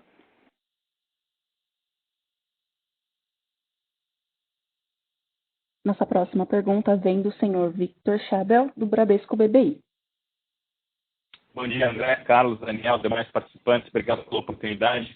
Na mesma linha da pergunta do Otávio, só que no segmento de cartões, principalmente na questão de emissão, eu queria ouvir de vocês o que vocês pensam daqui para frente, dado que esse segmento está ficando cada vez mais competitivo, né, com os bancos digitais explorando mais e mais emissão de cartão de crédito e tal, e vocês acabam também players oferecendo mais cashbacks e tal, e vocês acabam ficando com 100% do custo, mais 50% da receita de intercâmbio ali por meio da catena. Como é que vocês pensam em equacionar essa situação daqui para frente, dado que a competição deve pressionar as duas pontas, tanto nos custos com cashback, como na parte, enfim, de emissão, além de uma competição por volumes e tal, dado esses bancos digitais crescendo. Obrigado.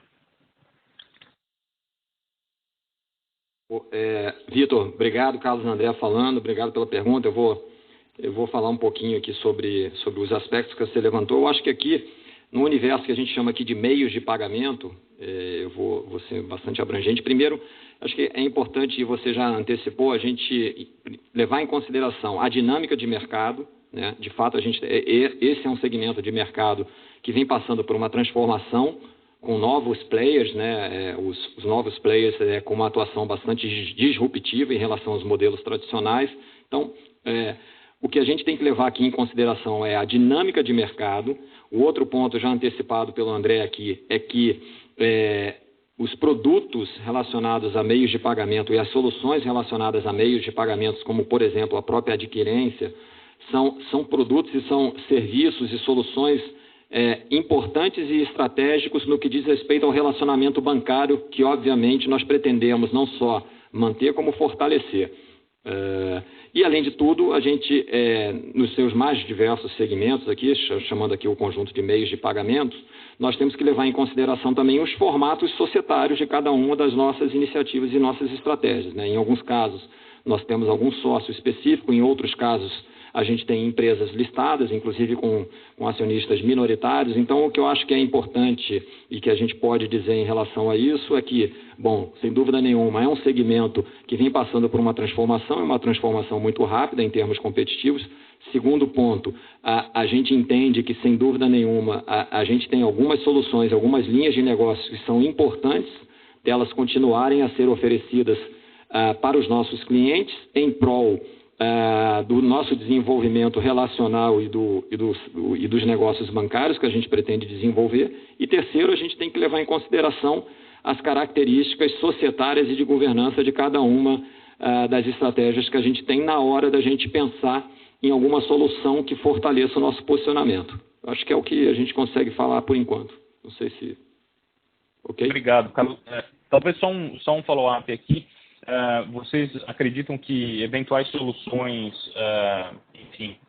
para otimizar ou destravar mais valor dentro desse grande contexto de meios de pagamento, podem ser construídas aí num horizonte razoável de tempo, 1, 2 anos? É algo que vocês acreditam que consigam estruturar num horizonte bom, sem postergar muito, justamente por conta dessa mudança rápida que o setor vem enfrentando?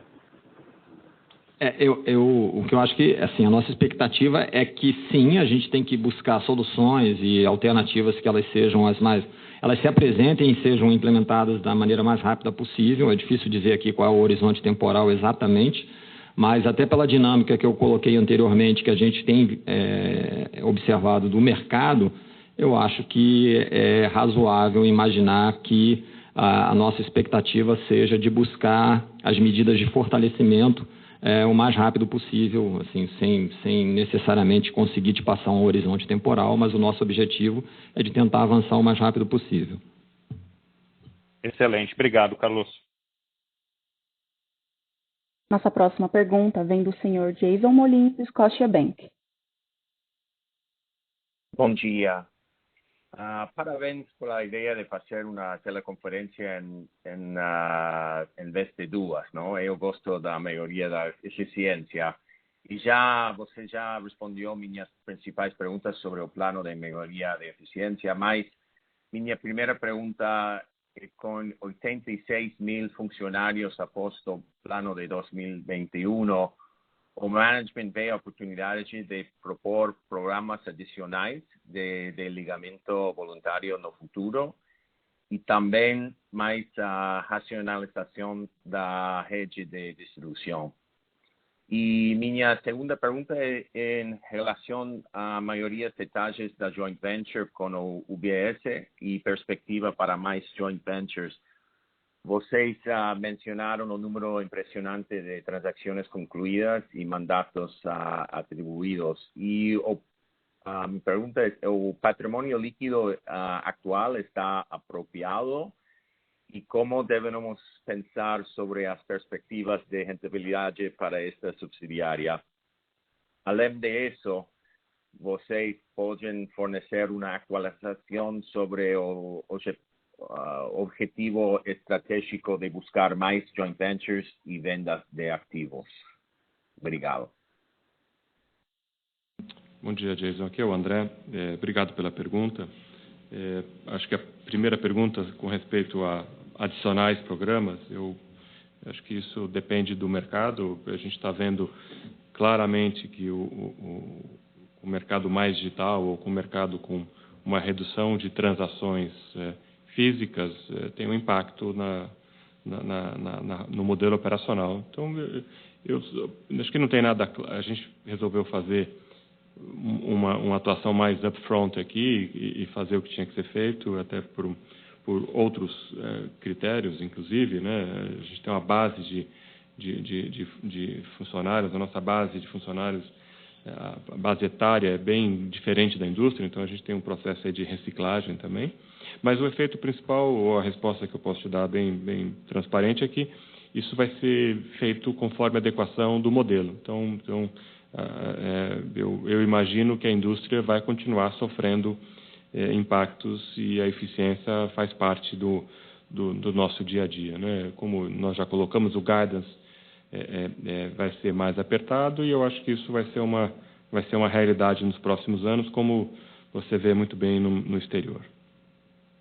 Com respeito à sua segunda pergunta, com relação ao nosso JV com o UBS BB, como eu mencionei, quer dizer, um muito bom start. Sem dúvida, a gente mudou a dinâmica de relacionamento e conteúdo nas conversas com os nossos clientes. Como eu mencionei, o número o pipeline está crescendo substancialmente, além das transações. O mercado brasileiro de capitais está também evoluindo. Então, eu vejo com bons olhos e continuo a ver isso com um crescimento muito grande. Nossa linha agora é de adequar cada vez mais ou potencializar a nossa capacidade de balanço com a nossa proposta de conteúdo para os nossos clientes, e eu acho que isso está numa fase ainda inicial. Evidentemente, nós já somos um grande banco para vários clientes. A ideia agora, como eu disse, é potencializar, né? Que clientes que nós vemos como principais clientes, a gente está no modelo de criar uma lista aí de categorias diferentes, mercado de capitais, etc., e aí conseguir aumentar nesse processo e, como eu disse, a gente está só começando. Essa união, como nós falamos inicialmente no ano passado, ela junta não só uma alta capacidade de financiamento e de mercado de capitais doméstico, como uma grande capacidade de distribuição no exterior, né?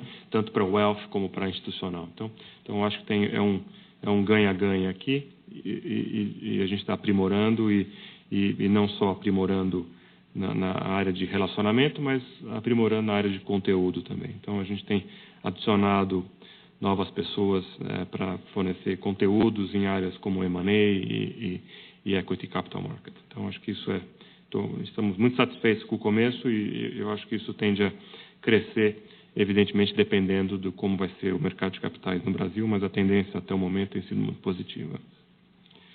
Com relação a outras parcerias, né, o Carlos André agora acabou de falar de uma potencial alternativa que tem a ver com a área de asset management do banco.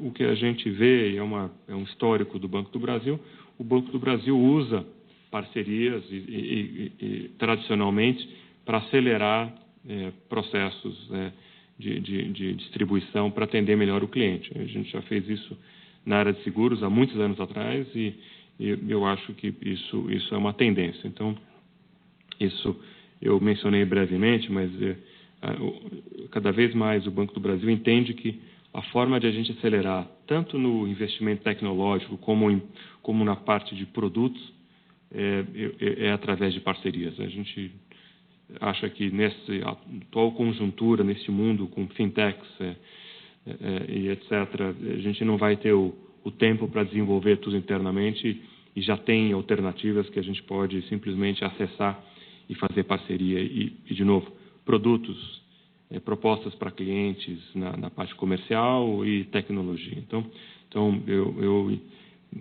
pode imaginar que anúncios de parcerias vão continuar e vão se acelerar. Muito obrigado. Obrigado.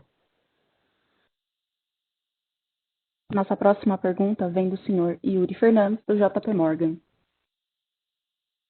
Obrigado, pessoal. Bom dia. Parabéns pelas iniciativas aí de melhoria de eficiência do banco. Eu tenho uma primeira pergunta sobre imposto. Acho que ninguém perguntou ainda. Se vocês puderem explicar um pouquinho mais o que aconteceu nesse trimestre, né? A alíquota foi super baixa, e a gente tentou olhar a reconciliação aqui, a gente vê que teve alguma ajuda de JCP, né? Um pagamento maior de JCP, mas ainda assim não explica tudo. Então, assim, se vocês pudessem explicar o que aconteceu e qual que é a visão que vocês têm para 2021, eu sei que a equivalência patrimonial ajuda a alíquota média de vocês, mas só para a gente ter um pouquinho mais de visão aqui. Eu tenho uma segunda pergunta sobre investimento em digital. Eu vi que na apresentação e no MD&A vocês comentam de 2 bilhões, né, 2,3 bi nos próximos 3 anos, e eu queria saber como isso compara com o que o banco vinha investindo antes. Eu sei que esses disclosures, às vezes, eles são diferentes, né, assim, tem coisas distintas em investimento ou não, então, mas assim, olhando a figura antiga de vocês, falava no investimento de acho que 22 bi nos últimos 7 anos, que daria uma média maior de investimento em digital. Então, só queria entender, assim, está aumentando o investimento, como esse número compara com o histórico, só para ter um pouquinho mais de cor. E uma terceira e última pergunta sobre FII. Acho que vocês já exploraram bastante essa linha, mas eu só queria perguntar bem rapidinho sobre FII de conta corrente. A gente viu que caiu o número de clientes, na verdade até cresceu um pouquinho, né? Então eu queria entender, assim, se você olhar no ano a ano, por que FII de conta corrente caiu, se o banco está mudando a estratégia, está ficando um pouco mais agressivo em dar waiver para os clientes, qual que tem sido a visão nessa linha específica de receita de serviços. Muito obrigado. Yuri, é o André falando. Deixa eu dar primeiro uma inicial kick-off aqui nessa discussão, e depois eu passo aqui para o Daniel e para o Carlos André adicionarem. Mas com relação à parte digital, eu só queria chamar a atenção 2 pontos. o crescimento ele é substancial, mas na verdade a gente está focando mais, eu diria, na parte de analytics e AI, né? É a parte que nós temos investido. Quando eu olho ano contra ano, só este ano contra o ano passado, o crescimento é de mais de 120%. Então, a gente está crescendo e a gente sabe que a gente não vai poder ter capacidade de investir em todos os aspectos, em todas as áreas. Por isso que eu enfatizei que a gente vai ter que fazer team-ups aqui, parcerias com fintechs e para acelerar esse processo.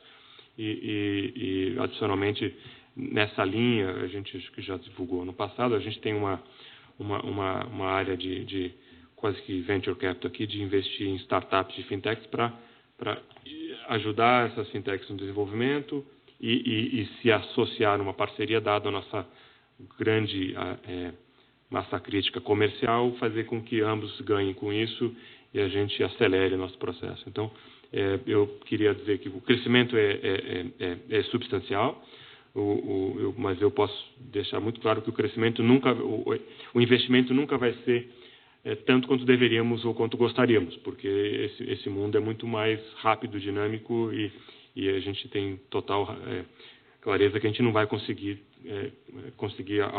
acompanhar isso daqui. Então, a forma vai ser acelerar através de parcerias. Então, eu queria que você levasse isso em consideração. Não sei se alguém quer complementar nessa ou podemos passar para as outras questões. Posso falar rapidamente? A questão do investimento, a gente até traz por volta de 3 bilhões por ano, né? E esses 2 bilhões que foram citados são adicionais a isso que é feito. Super claro. Aqui, Yuri Carlos André falando, obrigado pelas perguntas. Acho que você mencionou tributos aqui. Eu acho que você já respondeu a sua própria pergunta, que eu acho que a contribuição fundamental realmente foi a mudança da possibilidade de distribuição de resultados via JCP. Você lembra que, por conta da pandemia, havia aí um cap imposto pelo Banco Central de 25%, que foi flexibilizado para 30% posteriormente, considerando que esse é o valor líquido que poderia ser distribuído aí para os acionistas via JCP. Na prática, quando você faz o gross-up, o percentual acaba sendo maior. Esse foi o principal item de contribuição para a redução do pagamento de tributos ao longo do ano de 2020. Tá? E aí a dinâmica, ela entra na dinâmica natural ao longo do ano de 2021. Não tem muito mais coisa que a gente possa acrescentar em relação a isso. No que diz respeito, você perguntou sobre receitas de prestação de serviços, como é que a gente vê a dinâmica, em especial das tarifas de conta corrente. Eu acho que aqui o ponto fundamental que eu gostaria de ressaltar é, num primeiro momento, a gente, por conta de um mercado mais competitivo, a gente acabou tendo um aperto maior nessas linhas, né, relacionada a conta corrente, relacionamento com clientes.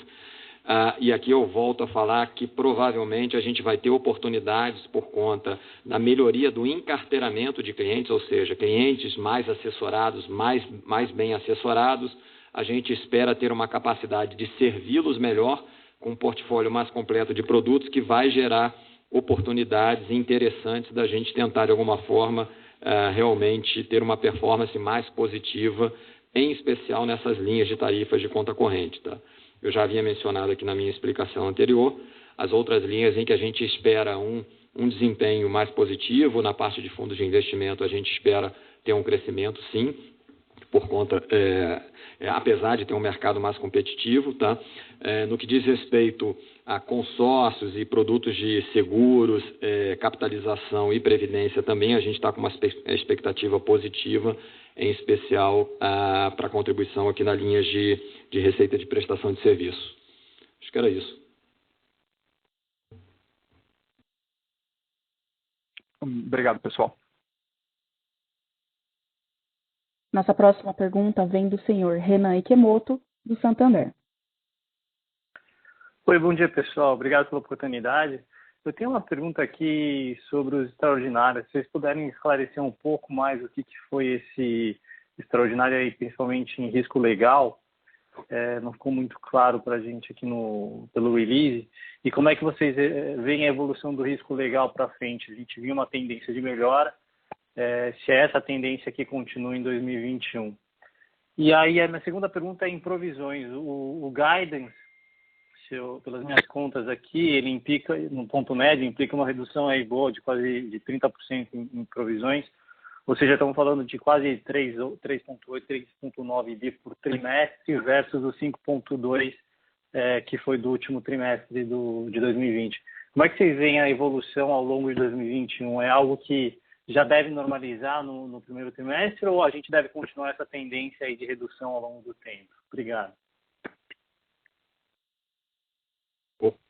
Obrigado, Renan Carlos André. Vou começar falando aqui, você perguntou sobre risco legal e extraordinários, né, itens extraordinários no balanço.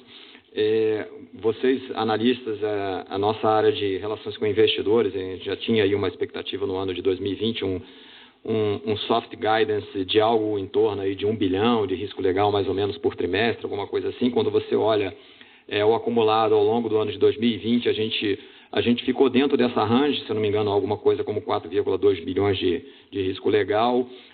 Na prática, no último trimestre, a gente teve um movimento mais específico, e aqui, enfim, quando a gente está falando de risco legal, a gente está falando basicamente, principalmente, demandas trabalhistas e demandas cíveis. No caso trabalhista, a gente teve um evento específico de mudança de probabilidade de êxito, consequentemente, a gente obrigatoriamente tem que fazer a contrapartida do lado de provisões.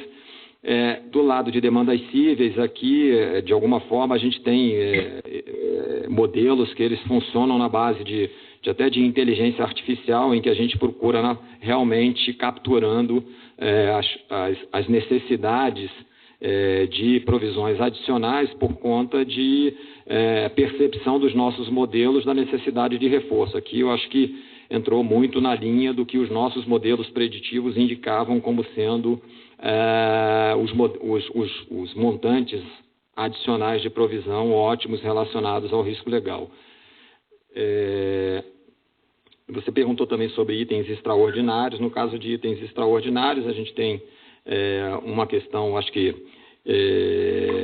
pontual, relacionada a encontro de contas de programas de governo em que nós somos o agente administrador do programa. Isso faz parte do dia a dia, de fato é um evento one-off, extraordinário por natureza, enfim, que a gente trouxe como extraordinário e que provavelmente responde por uma boa parte do que você está perguntando.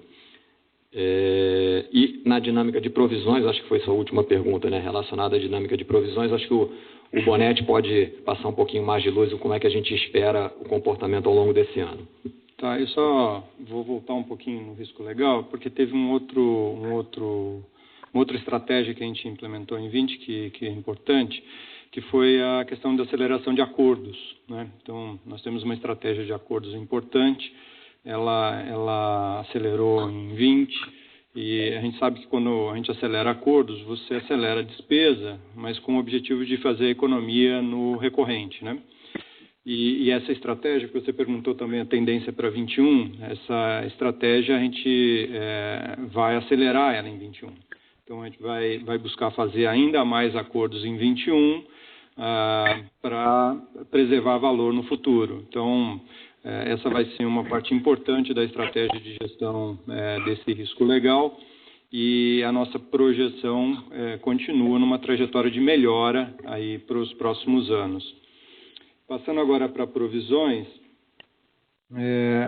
nossa leitura é que durante 20 nós fizemos uma antecipação prudencial de provisões para suportar um eventual aumento de inadimplência para o futuro e, portanto, aquilo que é a nossa carteira recorrente, mais o que nós pretendemos crescer de desembolso de crédito, seria possível a gente voltar para aquela nossa régua padrão de evolução natural da carteira e evolução dessas provisões, sem necessidade de novas provisões excedentes. A gente está falando de um nível de cobertura muito positivo, muito robusto, que nós construímos ao longo, principalmente de 20, e a gente acredita que o ano de 21 a gente volta à normalidade, muito próximo daquilo que a gente fez em 2019. É isso, espero ter respondido a sua pergunta. Tá ótimo, super claro. Obrigado, pessoal.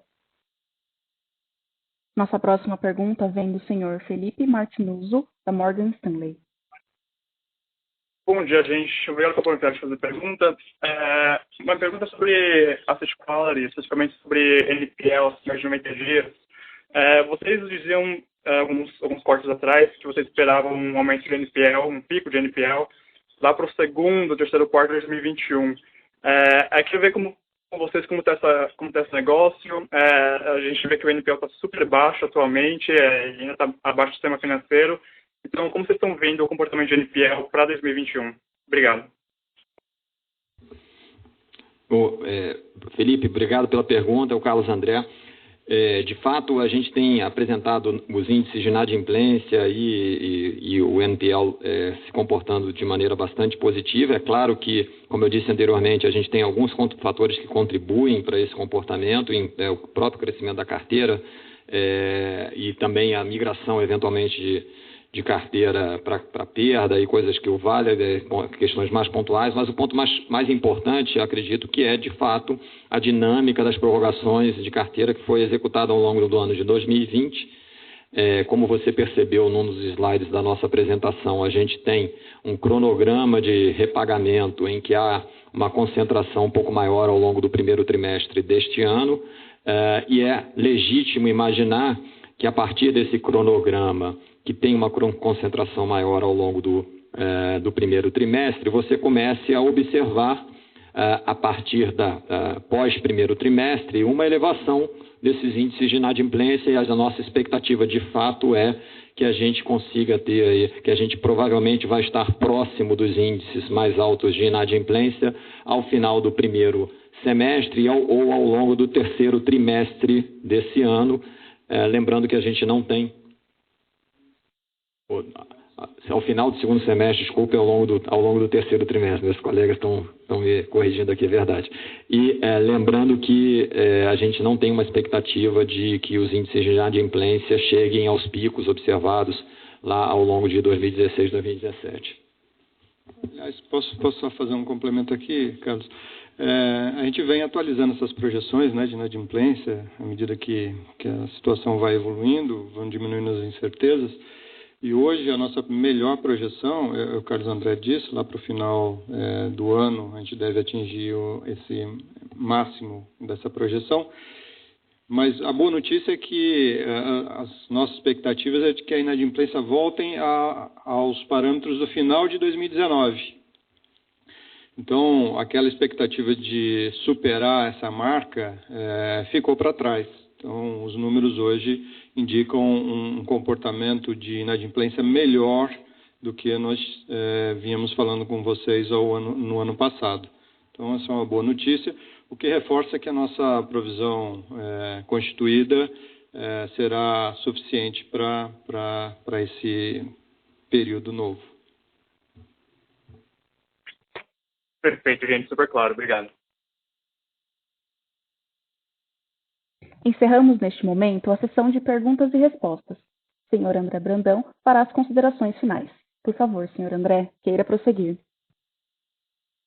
Bom, agradeço novamente a participação dos senhores e senhoras. Novamente a gente está à disposição.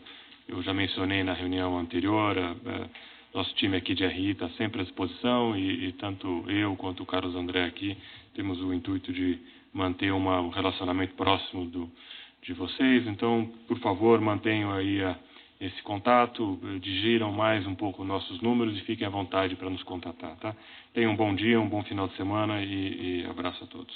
Obrigado. A teleconferência do Banco do Brasil está encerrada. Agradecemos a participação de todos e lembramos que o material utilizado nessa teleconferência está disponível no portal de Relações com Investidores na Internet. Tenham um bom dia.